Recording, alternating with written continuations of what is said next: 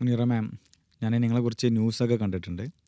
പിന്നെ ഒരുപാട് മലയാളി ടീച്ചേഴ്സിനെ ട്രെയിൻ ചെയ്തിട്ട് അവിടെ ഇൻ്റർനാഷണൽ സ്കൂളുകളിൽ പിന്നെ ജോബ് കിട്ടുന്നതിന് സഹായകരമായിട്ടുള്ളൊരു വ്യക്തിത്വമാണ്. അപ്പോൾ നിങ്ങളൊരു ബ്രിട്ടീഷ് സ്കൂളിൽ ടീച്ചറായിരുന്നു കേട്ടിട്ടുണ്ട്. അപ്പോൾ നിങ്ങളുടെ ഒരു കരിയർ ജേർണി ഒന്ന് വിവരിക്കാമോ? ഞാൻ ഇവിടുന്ന് നാട്ടിൽ നിന്ന് ഞാൻ നിലമ്പൂരിൽ നിന്നാണ്. അവിടെ സൗദി അറേബ്യയിൽ പോയിട്ട് എൻ്റെ ഒരു സ്വപ്നം എന്ന് പറയുന്നത്, ഫസ്റ്റ് ഞാനൊരു ടീച്ചർ ആവാൻ ആഗ്രഹിച്ച ഒരാളായിരുന്നില്ല. പക്ഷെ എൻ്റെ ഒരു സ്വപ്നം എന്ന് പറയുന്നത് കമ്പനിയിൽ വർക്ക് ചെയ്യായിരുന്നു. പിന്നെ സ്കൂളിലേക്ക് ടീച്ചർ ആവാമെന്ന് പ്ലാൻ ചെയ്യുന്ന സമയത്ത് ഒരു ബ്രിട്ടീഷ് അമേരിക്കൻ സ്കൂളിൽ വർക്ക് ചെയ്യുക എന്നുള്ളതായിരുന്നു എൻ്റെ ആഗ്രഹം.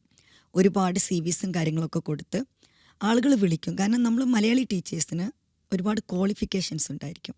ആ ഒരു ക്വാളിഫിക്കേഷൻസ് കണ്ടിട്ട് ആളുകൾ എന്നെ വിളിക്കും. പക്ഷേ ഇൻ്റർവ്യൂ സമയത്ത് ആക്സെപ്റ്റഡ് ആവുന്നില്ല. അങ്ങനെ ഒരുപാട് സ്കൂളിൽ നിന്ന് എനിക്ക് റിജക്ഷൻ വന്നു.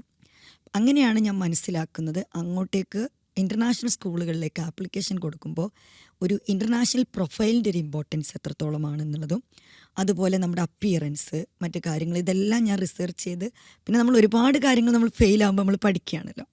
അങ്ങനെയാണ് ഞാനൊരു ബ്രിട്ടീഷ് സ്കൂളിൽ എനിക്ക് ജോബ് കിട്ടുന്നത് ഫസ്റ്റ്. പിന്നെ ആ ഒരു സ്കൂളിൽ ജോബ് കിട്ടിയതിൻ്റെ ശേഷം മറ്റ് ഇൻ്റർനാഷണൽ ടീച്ചേഴ്സിനെ കണ്ടുകൊണ്ട് അവരെ പഠിക്കുകയായിരുന്നു ഞാൻ. അതിൽ നിന്ന് ഒരുപാട് കാര്യങ്ങൾ പഠിച്ച് അങ്ങനെയാണ് ഞാനൊരു ഇൻ്റർനാഷണൽ സ്കൂളിൽ, ബ്രിട്ടീഷ് സ്കൂളിൽ വർക്ക് ചെയ്തു, അമേരിക്കൻ സ്കൂളിൽ വർക്ക് ചെയ്തു. ഇപ്പോൾ ലാസ്റ്റ് ടോപ്പ് 10 സ്കൂളിലൊരു സ്കൂളായിട്ടുള്ള ജിദ്ദയിലെ തന്നെ റെപ്യൂട്ടഡ് സ്കൂളായിട്ടുള്ള അൽവഹ ഇൻ്റർനാഷണൽ സ്കൂളിലായിരുന്നു വർക്ക് ചെയ്തത്. ഇവിടത്തേക്കൊരു ടീച്ചിങ് എക്സ്പീരിയൻസ് എങ്ങനെയായിരുന്നു? ടീച്ചിങ് എക്സ്പീരിയൻസ് എന്ന് പറയുമ്പോൾ ഞാൻ നമ്മുടെ നാട്ടിൽ വർക്ക് ചെയ്തിട്ടില്ല. അങ്ങനെ നമ്മുടെ നാട്ടിൽ സ്റ്റുഡൻസ് ടീച്ചേഴ്സ് എന്ന് പറയുമ്പോൾ ഭയങ്കര റെസ്പെക്റ്റൊക്കെ ആയിട്ട് മാഡം എന്നൊക്കെ വിളിച്ച് ഭയങ്കര ഒരു ഇതാണല്ലോ. അവിടെ ഞാനൊരു ബ്രിട്ടീഷ് സ്കൂളിൽ പോകുന്ന സമയത്ത് ഫസ്റ്റ് സ്റ്റുഡൻസ് ടീച്ചേഴ്സ് എന്ന് പറയുമ്പോൾ ഒരു ഫ്രണ്ട്ലി ആയിട്ട് ഒരു ഗൈഡ് എന്നുള്ള പോലെയാണ്. അല്ല, നമുക്ക് ഭയങ്കര അവരെ ഭയങ്കര സ്ട്രിക്റ്റ് ആയിട്ട് കൺട്രോൾ ചെയ്യുക എന്നുള്ളത് മോട്ടിവേഷനിലൂടെ ഒരു ഗൈഡായിക്കൊണ്ട്, അങ്ങനെയാണ് ഒരു ടീച്ചറുടെ ഒരു റോൾ എന്ന് പറയുന്നത്. അതുപോലെ തന്നെ നമ്മുടെ നാട്ടിലൊരു എഡ്യൂക്കേഷൻ സിസ്റ്റം എന്ന് പറയുന്നത് കൂടുതലും നോളജ് ബേസ്ഡ് ആണ്. ടെക്സ്റ്റ് ബുക്ക് റീഡ് ചെയ്ത് ബൈ ഹാർട്ട് ചെയ്തിട്ടുള്ളൊരു കുട്ടിക്കും എക്സാം പാസ്സായി പോകാൻ പറ്റും. എന്നാൽ ബ്രിട്ടീഷ് അമേരിക്കൻ സ്കൂളിൽ അങ്ങനെയല്ല, ആപ്ലിക്കേഷൻ ആൻഡ് അനലൈസിങ് ലെവലിലുള്ള ക്വസ്റ്റ്യൻസ് ആണ് കൂടുതൽ വരുന്നത്. അപ്പോൾ അത് നന്നായിട്ടൊരു കോൺസെപ്റ്റ് മനസ്സിലായിട്ടുള്ള കുട്ടിക്ക് തന്നെയാണ് എക്സാം പാസ്സാവാൻ പറ്റുന്നതും കാര്യങ്ങൾ പോകുന്നത്. പിന്നെ അമേരിക്കൻ സ്കൂൾ എന്ന് പറയുമ്പോൾ ബ്രിട്ടീഷ് സിലബസിനെ കമ്പയർ ചെയ്യുമ്പോൾ അമേരിക്കൻ സ്കൂളിലെ കുട്ടികൾക്ക് ഒന്നും കൂടെ ഈസിയാണ്. സബ്ജക്റ്റ് കുറച്ച് ഡെപ്തിൽ പോകുന്നുണ്ടെങ്കിലും എക്സാംസും കാര്യങ്ങളൊക്കെ കുറച്ചും കൂടെ ഈസി ആയിട്ടാണ് കണ്ടിട്ടുള്ളത്. അപ്പോൾ ഈ ഇൻ്റർനാഷണൽ സ്കൂളുകളിൽ ടീച്ചറായിട്ട് വർക്ക് ചെയ്യുന്ന സമയത്ത് നിങ്ങളോട് നേരിടുന്ന പ്രധാനപ്പെട്ട ചാലഞ്ചസ് എന്തൊക്കെയായിരുന്നു? നമ്മൾ ഇൻ്റർനാഷണൽ സ്കൂളുകളിൽ മെയിൻലി നമുക്ക് ഫസ്റ്റ് കമ്മ്യൂണിക്കേഷൻ തന്നെയാണ്. നമ്മൾ മലയാളി ടീച്ചേഴ്സിനൊരു കാര്യമുണ്ട്, നമ്മൾ ഏറ്റവും കൂടുതൽ നമ്മുടെ മദർ ടങ് ആണ്. ഒരു മലയാളിയോട് കണ്ടാലും നമുക്ക് ഏറ്റവും യൂസ് ചെയ്യുന്നത് മലയാളം തന്നെയാണ്. പക്ഷേ ഇൻ്റർനാഷണൽ സ്കൂളിൽ പോകുമ്പോൾ കമ്മ്യൂണിക്കേഷൻ തന്നെയാണ് വലിയൊരു പ്രശ്നം. എന്നാൽ അതിനെക്കുറിച്ച് ആരും, മലയാളി ടീച്ചേഴ്സിൻ്റെ അടുത്ത് എല്ലാവരുടെ അടുത്തും എനിക്ക് പറയാനുള്ളത്, അതിനെക്കുറിച്ച് പേടിക്കണ്ട. പലരും ഇൻ്റർനാഷണൽ സ്കൂളിൽ ആപ്ലിക്കേഷൻ കൊടുക്കുമ്പോൾ ഈ ഇംഗ്ലീഷിനെ പേടിച്ചിട്ട് ആപ്ലിക്കേഷൻ കൊടുക്കാതിരിക്കും. അവർ മെയിൻലി ബ്രിട്ടീഷ് അമേരിക്കൻ സ്കൂളിലൊക്കെ അവർ ഇംഗ്ലീഷ് നോക്കുന്നത് 2 ഗ്രൂപ്പ്സ് ഓഫ് ടീച്ചേഴ്സാണ്. ഒന്ന് ഇംഗ്ലീഷ് ടീച്ചേഴ്സ്, അവർ ഇംഗ്ലീഷ് പഠിപ്പിക്കുന്ന ടീച്ചേഴ്സ് ആകുമ്പോൾ അവരുടെ വൊക്കാബുലറി, പ്രൊനൗൺസിയേഷനൊക്കെ നന്നായിട്ട് നോക്കാറുണ്ട്. അതുപോലെ KG ആൻഡ് 1, 2, 3 സെക്ഷനിൽ കുട്ടികളുടെ ഫൗണ്ടേഷൻ ആണല്ലോ, അവിടെയും ടീച്ചേഴ്സിൻ്റെ ലാംഗ്വേജ് വളരെ ഇമ്പോർട്ടൻ്റ് ആണ്, അവരുടെ പ്രൊനൗൺസിയേഷനും കാര്യങ്ങളൊക്കെ. എന്നാൽ 4 to 12 ഈ ഒരു സെക്ഷനിലേക്ക് ഉള്ള ടീച്ചേഴ്സിന് ലാംഗ്വേജ് നമ്മൾ പറയുന്നത് കുട്ടികൾക്ക് മനസ്സിലാവണം, അവർ പറയുന്നത് നമുക്ക് മനസ്സിലാവണം. മെയിൻലി നമ്മൾ സബ്ജക്റ്റ് ടീച്ചേഴ്സാണല്ലോ, പഠിപ്പിക്കുന്ന സബ്ജക്റ്റ് മനസ്സിലാവണം എന്നുള്ളതാണ്. അപ്പോൾ ഏറ്റവും വലിയ കാര്യം എന്നുള്ളത് നമ്മുടെ ഒരു കമ്മ്യൂണിക്കേഷൻ തന്നെയാണ്. പക്ഷെ അത് നമ്മൾ വർക്ക് ചെയ്ത് വരുമ്പോഴാണ് നമുക്ക് മനസ്സിലാവുന്നത്. ടീച്ചേഴ്സിനെ ട്രെയിൻ ചെയ്തിട്ടാണല്ലോ പിന്നെ മറ്റു സ്കൂളുകളിലേക്ക് അക്കോമഡേറ്റ് ചെയ്യാൻ വേണ്ടി, അല്ലെങ്കിൽ അവർക്ക് അവിടെ അഡ്മിഷൻ ടീച്ചർ ജോബ് ലഭിക്കാൻ വേണ്ടിയിട്ട് സഹായിക്കുന്നത്. അപ്പോൾ നിങ്ങൾ എങ്ങനെയാണ് ഇവരെ സഹായിക്കുന്നത് യഥാർത്ഥത്തിൽ? നമ്മൾ ടീച്ചേഴ്സ് ഇൻ്റർനാഷണൽ ജോബ് നോക്കുന്ന സമയത്ത് നമ്മൾ പറയുന്നത് ഒരു 3 സ്റ്റേജിലൂടെയാണ് ഇവർ പോകുന്നത്. ദ ഫസ്റ്റ് സ്റ്റേജ് എന്ന് പറയുന്നത് അവർക്കൊരു സെലക്ഷൻ കിട്ടി, ഷോർട്ട് ലിസ്റ്റ് ചെയ്തിട്ട് നമ്മുടെ CV അവരെടുക്കണം. അപ്പോൾ ഒരു ഇൻ്റർനാഷണൽ പ്രൊഫൈൽ എങ്ങനെ ക്രിയേറ്റ് ചെയ്യുക എന്നുള്ളത് പലരും നമ്മൾ മലയാളി ടീച്ചേഴ്സ് ചെയ്യുന്നൊരു കാര്യം, അവരുടെ ഡിഗ്രി കാര്യങ്ങളൊക്കെ അതിലങ്ങ് ചെയ്തിട്ട് PhD കഴിഞ്ഞവരുണ്ട്, MPhil കഴിഞ്ഞ പല ഹൈലി ക്വാളിഫൈഡ് ആയിട്ടുള്ളവരാണ്. ഇതെല്ലാം കൂടെ അങ്ങ് നിരത്തി അങ്ങ് CVയിൽ എഴുതു. അത് അവർ എല്ലാ ജോബിലേക്കും ആപ്ലിക്കേഷൻ അങ്ങനെ കൊടുത്തുകൊണ്ടിരിക്കും, അവരാരും വിളിക്കാൻ പോകുന്നില്ല. അതിന് പകരം ഓരോ സ്കൂളുകൾ അല്ലെങ്കിൽ കമ്പനി മനസ്സിലാക്കിയിട്ട് അതിനനുസരിച്ച് നമ്മുടെ പ്രൊഫൈൽ ഒരു നല്ല പ്രൊഫഷണലായിട്ട് സ്ട്രക്ചറായിട്ടത് നമ്മൾ ചെയ്യണം. അപ്പോൾ ഈ പ്രൊഫൈല് നല്ലൊരു പ്രൊഫൈല്, അതുപോലെ ഒരു കവർ ലെറ്റർ, ഇത് സെൻഡ് ചെയ്ത് ഈവൻ നമ്മൾ HR-ലേക്കുള്ള ഇമെയിൽ സെൻഡ് ചെയ്യുന്നതിൽ പോലും അതിനൊരു ഫോർമാറ്റ് നമ്മുടെ ട്രെയിനിങ്ങിൽ കൊടുക്കുന്നുണ്ട്. ഇതെല്ലാം ഞാൻ അത്രയും ഫെയിലായപ്പോൾ ഞാൻ പഠിച്ചെടുത്തൊരു കാര്യമാണ്. അപ്പോൾ ഇതിൽ നിന്ന് ആയിരക്കണക്കിന് CV-ക്ക് ഇടയിൽ നിന്ന് നമ്മുടെ CV സെലക്ട് ചെയ്യണം. അതാണ് സ്റ്റേജ് 1. ഈ സ്റ്റേജ് 1 കഴിഞ്ഞില്ല. സ്റ്റേജ് 2 എന്ന് പറയുന്നതാണ് ഇൻ്റർവ്യൂ ആൻഡ് ഡെമോൺസ്ട്രേഷൻ. അപ്പോൾ ഇൻ്റർവ്യൂ ആൻഡ് ഡെമോൺസ്ട്രേഷനിൽ പല ടീച്ചേഴ്സ് എന്ത് ചെയ്യുന്നത് വെച്ചാൽ കാണാപ്പാടം ക്വസ്റ്റ്യൻസ് കുറേ ChatGPT നോക്കിയിട്ടും യൂട്യൂബ് ഗൂഗിളിൽ നിന്നൊക്കെ പഠിച്ചു പോകും. അവരാരും സെലക്റ്റഡ് ആവുന്നില്ല. അതല്ല അവർ നോക്കുക, നമ്മൾ എത്രത്തോളം കോൺഫിഡൻ്റ് ആണ്, നമ്മൾ സ്മാർട്ടാണെന്നുള്ളതാണ്. അവരുടെ അക്കാദമിക് ടീമിലേക്ക് നമ്മൾ അവർക്ക് ആഡ് ചെയ്യാനുള്ള എന്ത് ക്വാളിറ്റിയാണ്, എത്രത്തോളം കോൺഫിഡൻ്റ് ആണെന്നുള്ളതാണ്. മെയിൻലി അതന്നെ, കോൺഫിഡൻസ് ആണ് അവർ നോക്കുന്നത്. അത് കഴിഞ്ഞിട്ട് നമ്മുടെ ഡെമോൺസ്ട്രേഷൻ. ഇങ്ങനെ ഇത് രണ്ടും കഴിഞ്ഞിട്ടാണ് ഇവർ സെലക്റ്റഡ് ആവുന്നത്. അപ്പോൾ പല ടീച്ചേഴ്സിനും പറ്റുന്നൊരു മിസ്റ്റേക്ക് എന്താണെന്ന് വെച്ചാൽ സെലക്ഷനായി, പിന്നെ അതുവരെ അവർ ഹാർഡ് വർക്ക് ചെയ്തതൊക്കെ മറന്നിട്ട് അവർ ഭയങ്കര കൂളായി സ്കൂളിൽ പോയിട്ട് അവിടുത്തെ ടീച്ചേഴ്സിനെ കണ്ട് അതിനനുസരിച്ച് പോകും. അതല്ല, പ്രൊബേഷൻ പീരീഡ് എന്നുള്ള വലിയൊരു കടമ്പ അവിടെ ഉണ്ട്. അത് സാധാ സ്കൂളുകളിൽ 3 months ആണ് കൊടുക്കാറ്. പക്ഷേ നമ്മൾ മലയാളി ടീച്ചേഴ്സിൻ്റെ ഒരു പ്രശ്നം ഞാൻ പറഞ്ഞു, കമ്മ്യൂണിക്കേഷൻ പ്രോബ്ലം. അപ്പോൾ ഈ കമ്മ്യൂണിക്കേഷൻ കുറച്ച് കുറവാണെന്ന് കണ്ടു കഴിഞ്ഞാൽ അവരെന്ത് ചെയ്യും, ആ 3 months എന്നുള്ളത് ചില സമയങ്ങളിൽ 6 months ആക്കാറുണ്ട്. അപ്പോൾ ഈ 3 സ്റ്റേജസും കഴിഞ്ഞാലാണ്, ഒരു പെർമനൻ്റ് ആയി കഴിഞ്ഞാലാണ് ഒരു ഇൻ്റർനാഷണൽ ജോബ് നമുക്ക് ഉറപ്പാക്കാൻ പറ്റുന്നത്. നമ്മുടെ ഒരുപാട് മലയാളികളായിട്ടുള്ള ടീച്ചേഴ്സ് ഉണ്ട്. ഇപ്പോൾ ഗവൺമെൻറ് ഫീൽഡിൽ വർക്ക് ചെയ്യുന്ന ആളുകളുണ്ട്, പിന്നെ UP ലെവലിൽ, LP ലെവലിൽ, ഹൈസ്കൂൾ ലെവലിലൊക്കെ. ഇവർക്കൊക്കെ സാമ്പത്തികമായി ഒരുപാട് ബുദ്ധിമുട്ടുകളുണ്ടാവും, നല്ല സ്കില്ലുണ്ടാവും. അപ്പോൾ ഗവൺമെൻറ് സാലറി അത്ര വലിയൊരു സാലറി ഒന്നുമല്ലല്ലോ. അപ്പോൾ അവർക്ക് വീട് നിർമ്മാണം, അതുപോലെ മറ്റു ചില ആവശ്യങ്ങളൊക്കെ സാമ്പത്തികമായി ഒരുപാട് നീഡ്സ് ഉണ്ടാവും. അപ്പോൾ ഇവർക്കൊക്കെ എങ്ങനെ നമുക്ക് മാഡത്തിന് എങ്ങനെ വരെ ഹെൽപ്പ് ചെയ്യാൻ പറ്റും? നമ്മൾ മലയാളി ടീച്ചേഴ്സിന് പലർക്കും അറിയാത്തൊരു കാര്യമുണ്ട്. B.Ed ഇല്ലാത്തവർക്കും ഗൾഫിലെ ബ്രിട്ടീഷ് അമേരിക്കൻ സ്കൂളുകളിൽ ജോബ് കിട്ടുന്നുണ്ട്. അപ്പോൾ ചില ടീച്ചേഴ്സിൻ്റെയൊക്കെ ഹസ്ബൻഡ്മാർ എന്നോട് വിളിച്ചിട്ട് പറയും, മിസ്സേ ആൾ ഡിഗ്രി കഴിഞ്ഞിട്ടുണ്ട്, പക്ഷേ ആൾ B.Ed എടുത്തിട്ടില്ല. ഇപ്പോൾ മക്കളൊക്കെ വലുതായി, ആൾക്ക് പോയിട്ട് B.Ed എടുക്കാൻ പറ്റില്ല. B.Ed ഇല്ലാതെ, എനിക്ക് B.Ed ഇല്ല, ഞാൻ ഇത്രയും വർഷം വർക്ക് ചെയ്തത് B.Ed ഇല്ലാതെയാണ്. അപ്പോൾ B.Ed ഒരു ഡിഗ്രി ഉള്ളവർക്ക് ഗൾഫിൽ ടീച്ചറാവാൻ പറ്റും. അതും മിഡിൽ ഈസ്റ്റിൽ, സൗദി അറേബ്യ പോലുള്ള കൺട്രീസിൽ ഡിസ്റ്റൻസ് എഡ്യൂക്കേഷനിൽ ഡിഗ്രി കംപ്ലീറ്റ് ചെയ്തവർക്കും ജോബ് കിട്ടുന്നുണ്ട് എന്നുള്ളതാണ്. എന്നാൽ UAE റെഗുലർ ഡിഗ്രി നിർബന്ധമാക്കിയിട്ടുണ്ട്, ഡിസ്റ്റൻസിന് കിട്ടുന്നില്ല. അപ്പോൾ ഇവരെ സഹായിക്കാൻ പറ്റുന്നതെന്ന് പറയുന്നത് അവർ ഇതേ കാര്യങ്ങളാണ് അവർ മനസ്സിലാക്കേണ്ടത്. ഒരു ഇൻ്റർനാഷണൽ സ്കൂളിലേക്കുള്ള ഒരു പ്രൊഫൈല്, CV എങ്ങനെയാവണം, കവർ ലെറ്റർ എങ്ങനെയാവണം എന്നുള്ളത് നന്നാക്കിയിട്ട് അവർ മനസ്സിലാക്കുക. അതിനനുസരിച്ചൊരു പ്രൊഫൈൽ അവർ ക്രിയേറ്റ് ചെയ്യുക.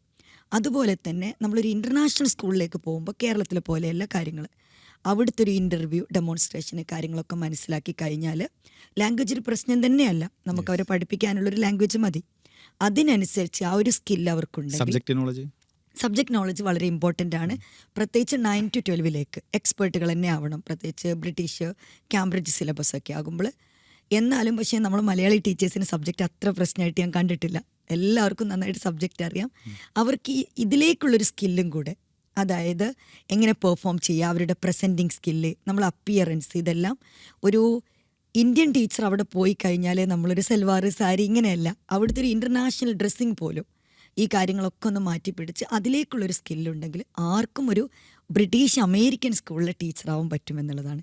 ഞാൻ പലപ്പോഴും ബ്രിട്ടീഷ് അമേരിക്കൻ സ്കൂളിൽ നിന്ന് തന്നെ ഫോക്കസ് ചെയ്യുന്നത് എന്താ പറയുക, സർ സൂചിപ്പിച്ചു, ഇവിടെ ഉള്ളവർ നമ്മൾ ഗൾഫിൽ ജോബ് നോക്കുന്നതന്നെ ഹൈ സാലറി വിചാരിച്ചിട്ടാണ്. അപ്പോൾ നമ്മുടെ ഇന്ത്യൻ സ്കൂളിനെക്കാളും സാലറി നമുക്ക് കിട്ടുന്നത് ബ്രിട്ടീഷ് അമേരിക്കൻ സ്കൂളിലാണ്. വർക്ക് ലോഡ് കമ്പാരിറ്റീവ്ലി കുറവാണ്. ഇന്ത്യൻ സ്കൂളിലാകുമ്പോൾ നമുക്ക് B.Ed നിർബന്ധമാണ്. ബ്രിട്ടീഷ് അമേരിക്കൻ സ്കൂളിൽ B.Ed ഇല്ലെങ്കിലും നമുക്ക് നല്ല സ്കില്ലും പ്രസൻറ്റബിളാണ്, പഠിപ്പിക്കാനുള്ളൊരു കഴിവുണ്ടെങ്കിൽ ആർക്കും നല്ലൊരു ടീച്ചറാവും. അതും ഹൈ സാലറി, 1 ലക്ഷത്തിൻ്റെയൊക്കെ മുകളിലാണ് സാലറി കിട്ടുന്നത്. ഇപ്പോൾ നമ്മുടെ കേരളത്തിലെ ടീച്ചേഴ്സ് ഏകദേശം 56 ഏജ് ആയി കഴിഞ്ഞാലൊക്കെ റിട്ടയർമെൻ്റ് ആവും. റിട്ടയർഡ് ആയി കഴിഞ്ഞാൽ ഇവർക്ക് ഒരു 60 ഏജ് ആവാൻ അത്യാവശ്യം ഒരു 4-5 വർഷം കൂടെയൊക്കെ ഉണ്ടാവും. അപ്പോൾ അത്തരം ആളുകൾക്ക് എന്തെല്ലാം ഓപ്പർച്യൂണിറ്റീസ് ഉള്ളത്? ഇവിടുന്ന് റിട്ടയർമെൻറ്റ് കഴിഞ്ഞിട്ടൊരാൾക്ക് ഒരു ന്യൂ ഓപ്പർച്യൂണിറ്റി എന്ന് പറഞ്ഞാൽ ജോബ് എന്നുള്ളത് അത്ര ഈസി അല്ല. കാരണം അവിടെ ഒരു ഏജ് ലിമിറ്റ് എന്ന് പറയുന്നത് 60 ആണ്. അപ്പോൾ ഒരു 50-55 ഇടയിലും അവർക്ക് എൻട്രി കിട്ടും. ഇപ്പോൾ നമ്മൾ തന്നെ ട്രെയിനിങ് കൊടുത്തിട്ടില്ല, ഹുസൈൻ സർ എന്ന് പറഞ്ഞ സർ ഇപ്പോൾ ഉസ്ബെക്കിസ്ഥാനിലേക്ക് പോകുന്നുണ്ട്. ആൾ അബോവ് 50 ആണ്. ഇപ്പോൾ ഉസ്ബെക്കിസ്ഥാനിൽ ഇപ്പോൾ വിസ സ്റ്റാമ്പിംഗ് ഒക്കെ കഴിഞ്ഞ് പോകാനിരിക്കുകയാണ്. അപ്പോൾ ഒരു 56 ഒക്കെ ആയിട്ടുള്ള ഒരാൾക്കൊരു എൻട്രി അവിടെ കിട്ടുക എന്ന് പറയുമ്പോൾ അത്ര ഈസി അല്ല. പിന്നെ എൻ്റെ അടുത്ത് ചില ടീച്ചേഴ്സും ആളുകൾ ചോദിക്കാറുണ്ട്, അവർ ഹെഡ്മാരായിട്ട് പ്രിൻസിപ്പളായിട്ടൊക്കെ ഇവിടെ വർക്ക് ചെയ്തായിരിക്കും. അപ്പോൾ നേരെ ഗൾഫിൽ വന്നിട്ട് ഇതുപോലെ ഹെഡായിട്ട് പ്രിൻസിപ്പളായിട്ട്. അതെല്ലാവരും നോട്ട് ചെയ്യേണ്ട ഒരു കാര്യം, ഒരു 2-3 ഇയർ നമ്മൾ വർക്ക് ചെയ്ത് നമ്മുടെ ഒരു പെർഫോമൻസ് അവിടെ കാണിച്ചാലാണ് നമുക്ക് ഇങ്ങനെയുള്ളൊരു പോസ്റ്റ് അവർ തരാറുള്ളത്. അതല്ലാതെ നേരെ എൻട്രി ലെവലിലാണ് കിട്ടുക. അതുകൊണ്ട് ഇങ്ങനെയുള്ളവരുടെ അടുത്ത് എനിക്ക് പറയാനുള്ളത്, ഇത്രയും വർഷത്തെ ഒരു എക്സ്പീരിയൻസ്, നിങ്ങളൊരു റിട്ടയർമെൻറ്റ് ഏജിലെത്തുമ്പോൾ ഒരു എക്സ്പീരിയൻസ് അവർക്കുണ്ടാവും. ഈ ഒരു എക്സ്പീരിയൻസ് വെച്ചിട്ട് അവർക്കൊരു ട്രെയിനർ, കോച്ച് അല്ലെങ്കിൽ ഒരു എഡ്യൂക്കേഷണൽ അഡ്വൈസറായിട്ട് അല്ലെ കൺസൾട്ടൻ്റായിട്ടൊക്കെ അവർക്ക് വർക്ക് ചെയ്യാവുന്നതാണ്. അപ്പോൾ ഇവിടെ അവർ വർക്ക് ചെയ്തിട്ടുള്ള എക്സ്പീരിയൻസ് ഉണ്ടാവും, ഇത് അവിടെ കൗണ്ട് ചെയ്യുന്നതാണോ? അതൊരു ഇവിടുത്തെ ഒരു വർക്ക് എക്സ്പീരിയൻസ് എന്ന് പറയുമ്പോൾ ഇതുപോലെ പല ടീച്ചേഴ്സും പറയും, മാഡം ഞാൻ ഡിഗ്രി കഴിഞ്ഞു, മാസ്റ്റർ ഡിഗ്രി കഴിഞ്ഞു, ഇനി ഒരു 1 ഇയർ എക്സ്പീരിയൻസ് ആക്കിയിട്ട് സൗദിയിലേക്ക് വരാം അല്ലെങ്കിൽ ഗൾഫ് കൺട്രീസിലേക്ക്. അതിൽ ഇവിടുത്തെ ഒരു എക്സ്പീരിയൻസ് അവിടെ കൗണ്ടഡ് അല്ല എന്നുള്ളതാണ്. പ്രത്യേകിച്ച് ബ്രിട്ടീഷ് അമേരിക്കൻ സ്കൂളുകളിൽ. ഇന്ത്യൻ സ്കൂളുകളിലോ? ഇന്ത്യൻ സ്കൂളിൽ ചില സ്കൂൾസ് നോക്കാറുണ്ട്. എന്നാൽ എംബസി സ്കൂളിൽ ഇപ്പോഴും നമ്മളെ ഫ്രഷേഴ്സ് ആയിട്ടാണ് എടുക്കാറ്, ഇവിടെ എത്ര എക്സ്പീരിയൻസ് ഉണ്ടെങ്കിലും. എന്നാൽ ദുബൈയിൽ ഇവിടുത്തെ എക്സ്പീരിയൻസ് കൗണ്ട് ചെയ്യാറുണ്ട് എന്നുള്ളത്. ഓക്കെ. ഇപ്പോൾ ബി എഡിൻ്റെ ആവശ്യമില്ല എന്ന് പറഞ്ഞു, വേറെ ഏതെങ്കിലും സ്പെഷ്യൽ ക്വാളിഫിക്കേഷൻസ് ആവശ്യമുണ്ടോ? ഇത് മെയിൻലി നമ്മളെ ഇന്ത്യൻ സ്കൂളാണല്ലോ ബി എഡ് ചോദിക്കുന്നത്. അതല്ലാതെ ഇപ്പോൾ പല സ്കൂൾസും ടീച്ചിങ് ലൈസൻസുകൾ ചോദിക്കുന്നുണ്ട്, ഇൻ്റർനാഷണൽ ടീച്ചിങ് ഡിപ്ലോമ കോഴ്സസുകളായിട്ടുള്ള, അതുപോലെ PGC കോഴ്സ്. അതെല്ലാം നമ്മളെ നാട്ടിലത്തെ ബി എഡ് എടുത്തവർക്ക് പ്രിഫറൻസ് കിട്ടുന്നുണ്ട്. അതല്ലാതെ വെറും ഒരു ഡിഗ്രി ഉള്ളവർക്ക് തന്നെ അവർക്ക് നന്നായിട്ട് ടീച്ചിങ് സ്കില്ലുണ്ട്, പഠിപ്പിക്കാൻ അവരുടെ സബ്ജക്റ്റ് നോളജ് ഉണ്ടെങ്കിൽ വളരെ ഈസി ആയിട്ട് ഒരു 10th വരെ ഡിഗ്രി ഉള്ള ഒരാൾക്ക് 10th വരെ പഠിപ്പിക്കാൻ പറ്റും. പിന്നെ മാസ്റ്റർ ഡിഗ്രി ഒക്കെ ഉള്ളവർക്കാണ് 11 and 12 IGCSE A ലെവലൊക്കെ. IGCSE ഡിഗ്രി മതി, A ലെവൽ 11 and 12ലേക്ക് അവർ മാസ്റ്റർ ഡിഗ്രി നോക്കാം. അതുപോലെ ഇംഗ്ലീഷിലെ കുറച്ച് വീക്കുള്ള ആളുകളുണ്ടാവും, ഇവർക്കൊക്കെ പിന്നെ ഈ ഒരു ഓപ്പർച്യൂണിറ്റീസ് ക്രാക്ക് ചെയ്യാൻ എങ്ങനെ കഴിയും? ഇംഗ്ലീഷിൽ വീക്കായിട്ടുള്ള ടീച്ചേഴ്സ് എന്ന് പറയുമ്പോൾ, പ്രത്യേകിച്ച് ഇവിടെ മലയാളം മീഡിയത്തിലായിരിക്കും ഇവർക്ക് പരിചയം ഉണ്ടാവുക, എക്സ്പീരിയൻസ്. നമ്മുടെ ടീച്ചേഴ്സിന് വരുന്നൊരു മിസ്റ്റേക്ക്, പലരും എൻ്റെ അടുത്ത് വരുമ്പോൾ ഇവിടുന്ന് അവരെന്ത് ചെയ്യും, ഒരു മോണ്ടിസോറി കോഴ്സ് എടുത്തിട്ട് വരും.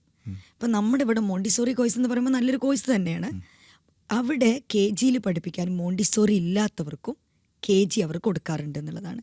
അപ്പോൾ ബേസിക് UG പോലും വേണ്ട, UG വേണം. UG ഇപ്പോൾ ദുബൈയിലാണെങ്കിൽ +2 കഴിഞ്ഞവർക്ക് അസിസ്റ്റൻറ്റ് ടീച്ചർ ആവാൻ പറ്റുന്നുണ്ട്. സൗദിയിൽ അസിസ്റ്റൻറ്റ് ടീച്ചർ ആവാൻ പോലും ഡിഗ്രി നിർബന്ധമാണെന്നുള്ളതാണ്. അപ്പോൾ നമ്മുടെ മലയാളി ടീച്ചേഴ്സിൻ്റെ അടുത്ത് ഞാൻ കണ്ടിട്ടുള്ളൊരു മിസ്റ്റേക്ക്, ഇവർ ഇവിടുന്ന് ഒരു മോണ്ടിസോറി കോഴ്സും ഡിഗ്രി എടുത്ത് വരും. വലിയ ക്ലാസ്സിലേക്ക് ഇംഗ്ലീഷിൻ്റെ പേടി കാരണം അവർ KG മാത്രം ആപ്ലിക്കേഷൻ കൊടുക്കും. എല്ലാം അവർക്ക് റിജക്ഷൻ കിട്ടും. അവർ ഭയങ്കര ഡിസപ്പോയിൻറ്റഡ് ആയിരിക്കും. കാരണം എന്താണ്, അവരെപ്പോഴും പ്ലാൻ ചെയ്യുന്നത് KGയിൽ കയറിയിട്ട് അടുത്ത ലെവലിലേക്ക് പോകാമെന്നുള്ളതാണ്. പക്ഷെ ഞാൻ നേരത്തെ സൂചിപ്പിച്ച പോലെ KGയിൽ നമ്മുടെ പ്രൊനൗൺസിയേഷന് ഇംഗ്ലീഷ് നന്നായിട്ട് നോക്കുന്നൊരു പ്ലേസാണ്. അപ്പോൾ ഏർലി ചൈൽഡ് എഡ്യൂക്കേഷൻ ആകുമ്പോൾ അത് അവരുടെ കുട്ടികളുടെ ഒരു ഫൗണ്ടേഷൻ ആണല്ലോ. അപ്പോൾ ഏറ്റവും അവർ അറിയേണ്ട ഒരു കാര്യം, അവർ എൻട്രി ലെവലിൽ ജോബ് നോക്കേണ്ടത് 4 to 8 സെക്ഷനിലാണ്. അവിടെ ആകുമ്പോൾ ആ ഫൗണ്ടേഷൻ കഴിഞ്ഞിട്ട് കുട്ടികൾ വരുന്ന ഏരിയയാണ്. ഇനിയിപ്പോൾ സബ്ജക്റ്റിലും അത്ര എക്സ്പേർട്ട് അല്ലെങ്കിലും ഒരു 4 to 6 ഒക്കെ പഠിപ്പിക്കാൻ നമ്മുടെ ടീച്ചേഴ്സിന് കഴിയും.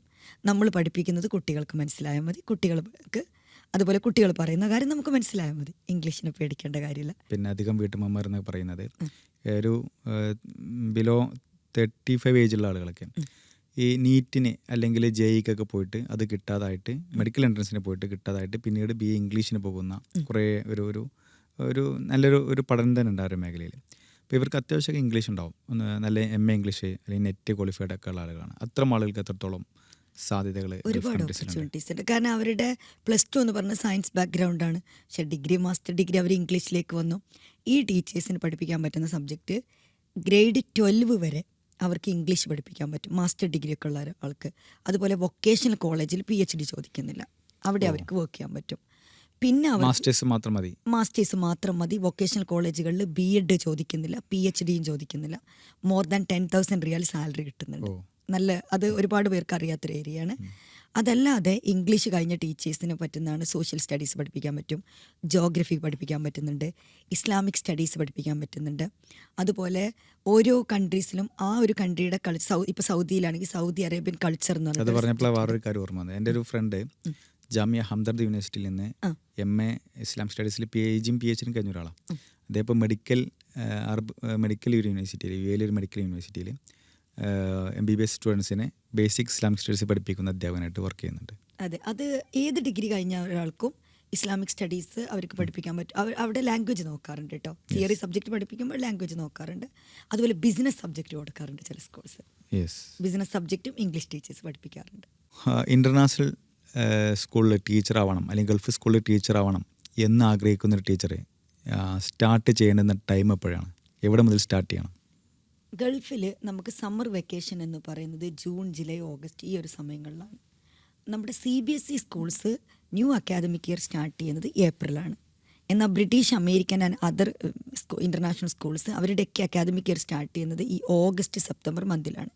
അപ്പോൾ ഏറ്റവും കൂടുതൽ ഓപ്പണിംഗ് വരുന്നത് ഓഗസ്റ്റ് ആൻഡ് സെപ്റ്റംബർ ഈ മാസത്തിലാണ്. അതുപോലെ ചില സ്കൂൾസ് സമ്മർ വെക്കേഷൻ സ്റ്റാർട്ട് ചെയ്യുന്നതിൻ്റെ മുമ്പ് തന്നെ അവരെന്ത് ചെയ്യും, അവർ കുട്ടികൾ അവർക്ക് വേക്കൻസീസ് അവർ ഓപ്പൺ ചെയ്യും. ആ സമയത്ത് ഇൻ്റർവ്യൂ, സെലക്ഷൻ എല്ലാം നടക്കാറുണ്ട്. ഏറ്റവും കൂടുതൽ ഓപ്പണിംഗ് വരുന്നൊരു സമയം എന്ന് പറയുന്നത് ഈ ഓഗസ്റ്റ്, സെപ്റ്റംബർ തന്നെയാണ്. നല്ലൊരു CV പ്രിപ്പയർ ചെയ്യണമെന്ന് മാഡം പറഞ്ഞു. അതുപോലെ നല്ലൊരു പ്രൊഫഷണൽ പ്രൊഫൈൽ ബിൽഡ് ചെയ്യണം. അതുപോലെ ഇൻ്റർവ്യൂ, ഈ ഓരോ സ്റ്റെപ്പിലും ശ്രദ്ധിക്കേണ്ടുന്ന കാര്യങ്ങൾ വളരെ വിശദമായിട്ടൊന്ന് വിവരിക്കാമോ? നമ്മൾ പ്രൊഫൈൽ ചെയ്യുന്ന സമയത്ത് CV-യിലേക്ക് തന്നെ വരാം. CV ചെയ്യുന്ന സമയത്ത് നമ്മൾ ടീച്ചേഴ്സ് എന്ത് ചെയ്യും, ഇപ്പോൾ നമ്മൾ കേരളത്തിൽ നിന്ന് ആപ്ലിക്കേഷൻ കൊടുക്കുന്ന ഒരു ടീച്ചർക്ക് കാലിക്കറ്റ് യൂണിവേഴ്സിറ്റി, കണ്ണൂർ യൂണിവേഴ്സിറ്റി ഇതൊക്കെ പറഞ്ഞാൽ ഇപ്പോൾ അറിയാം. കാലിക്കറ്റ് യൂണിവേഴ്സിറ്റി എവിടെയെന്നുള്ളത് അറിയാം, കണ്ണൂർ യൂണിവേഴ്സിറ്റി എവിടെയെന്നുള്ളത് അറിയാം. പല ടീച്ചേഴ്സും CV-ക്കകത്ത് അവരുടെ ക്വാളിഫിക്കേഷൻ കാണിക്കുന്ന സമയത്ത് ഒരു മിസ്റ്റേക്ക്, ക്വാളിഫിക്കേഷൻ ആൻഡ് എക്സ്പീരിയൻസ് കാണിക്കുന്ന സമയത്ത് ഇതെവിടുന്നാന്നുള്ളത് അവർ വില്ലേജും അതുപോലെ ഏതാണ് സിറ്റി എന്ന് കാണിക്കും. അതിന് പകരം ഒരു ഇൻ്റർനാഷണൽ CV നമ്മൾ ചെയ്യുന്ന സമയത്ത് നമ്മൾ കേരളത്തിൽ നിന്നാണെങ്കിൽ കേരള, ഇന്ത്യ, തമിഴ്നാട് നിന്നാണെങ്കിൽ തമിഴ്നാട്, ഇന്ത്യ, ഇങ്ങനെയാണ് കൊടുക്കേണ്ടത്. അതുപോലെ എക്സ്പീരിയൻസ് എഴുതുന്ന സമയത്ത് പലരും എന്ത് ചെയ്യും, ഏത് സബ്ജക്റ്റാണ് പഠിപ്പിച്ചതെന്ന് എഴുതും. അത് ഏത് ക്ലാസ്സിനാണ് ഗ്രേഡ് എഴുതണം. അതുപോലെ from to which month and year നിർബന്ധമായിട്ടും അവർ കാണിക്കണം CV-യിൽ. അതുപോലെ ഒരു മിസ്റ്റേക്കാണ് BA, MA. അതുപോലെ എന്താ ക്വാളിഫിക്കേഷൻ എന്ന് ചോദിക്കുമ്പോൾ പലരും B.Ed, BA, MA. BA-യിൽ തന്നെ ഇംഗ്ലീഷ് ഉണ്ട്, സോഷ്യൽ ഉണ്ട്, അറബിക് ഉണ്ട്. അപ്പോൾ അത് ഫുള്ളായിട്ട് തന്നെ എഴുതണം. Bachelor degree in, master degree in, അങ്ങനെ കൊടുക്കുക. അതുപോലെ തന്നെ അവർക്ക് ഇൻ്റർനാഷണലി ആകുമ്പോൾ അവർക്ക് ഈ ഫുൾ ഫോം എഴുതില്ലെങ്കിൽ പല കോഴ്സുകളും അവർക്കറിയാതെ വരും. അതുകൊണ്ടാണ് ഫുൾ ഫോം കാണിക്കണം എന്ന് പറയുന്നത്. പിന്നെ അതുപോലെ മൊബൈൽ നമ്പർ കാണിക്കുന്ന സമയത്ത് കൺട്രി കോഡ് പലരും വെക്കാറില്ല എന്നുള്ളതാണ്. കാരണം നമ്മൾ ഇവിടുന്ന് ഗൾഫ് നാടുകളിലേക്ക് ആപ്ലിക്കേഷൻ കൊടുക്കുമ്പോൾ അവർ ഗൂഗിൾ നോക്കിയിട്ട് ഇതൊന്നും കൺട്രി കോഡൊന്നും എടുത്തിട്ട് നമ്മളെ വിളിക്കാൻ പോകുന്നില്ല. പിന്നെ അതുപോലെ ഒരു പ്രൊഫഷണൽ ഇമെയിൽ ID, ചിലരൊക്കെ വെറുതെ എന്തെങ്കിലും ഒരു ഇമെയിൽ ID ഒക്കെ വെക്കാറുണ്ട്. പിന്നെ അതുപോലെ അച്ചീവ്മെൻറ്റ്സ്, കാര്യങ്ങൾ, ഇതുപോലെ എല്ലാം ഒരു സ്ട്രക്ചറായിട്ട്. കാരണം നമ്മുടെ CV എന്ന് പറയുന്നത് അത് നമ്മൾ ആരാണെന്നുള്ളത് അവരെ കാണിക്കുകയാണ്. അതുപോലെ ഒരു ടീച്ചർ എന്ന് പറയുമ്പോൾ നമ്മുടെ വർക്കാണ് നമ്മുടെ പ്രൊഫൈൽ, അതാണ് ഫസ്റ്റ് സ്റ്റേജ്. അതുപോലെ ഇൻ്റർവ്യൂവിൻ്റെ സമയത്ത് പോകുന്ന സമയത്ത് പല ടീച്ചേഴ്സും ആ സമയത്ത് അവരെന്ത് ചെയ്യും, നമ്മുടെ ഓപ്പോസിറ്റ് ഇരിക്കുന്നത് ഒരു പക്ഷേ നേറ്റീവ് സ്പീക്കർ ആയിരിക്കും. അപ്പോൾ അവർ പറയുന്നതിനനുസരിച്ച് ആക്സെൻ്റ് ഒന്ന് മാറ്റി പിടിക്കാൻ ഇംഗ്ലീഷിൽ ഫോക്കസ് ചെയ്യും.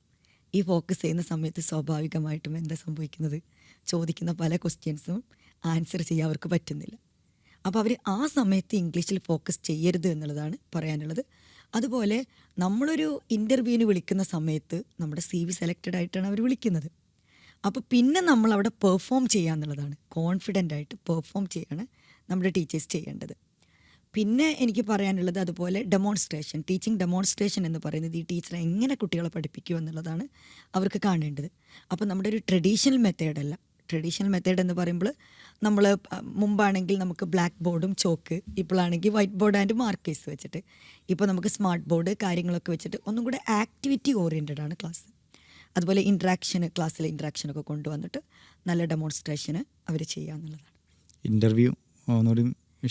ഇൻ്റർവ്യൂവിൻ്റെ കാര്യത്തിലാവുമ്പോൾ അവർ പലരും ഒരു സെൽഫ് ഇൻട്രൊഡക്ഷന്, പലർക്കും വരുന്ന മറ്റൊരു മിസ്റ്റേക്കാണ്, നമ്മൾ ലാംഗ്വേജ് പേടിച്ചിട്ട് സെൽഫ് ഇൻട്രൊഡക്ഷൻ ഇവർ കാണാതെ അങ്ങ് പഠിക്കും. എന്നിട്ട് അവർ ആദ്യം തന്നെ പ്രതീക്ഷിക്കുന്ന ഒരു സെൽഫ് ഇൻട്രൊഡക്ഷനാണ്. ഇൻട്രൊഡ്യൂസ് യുവർ സെൽഫ് എന്ന് പറയുമ്പോൾ നമ്മളൊരു പോം ചെല്ലുന്ന പോലെ ഇവരതങ്ങ് പറയും.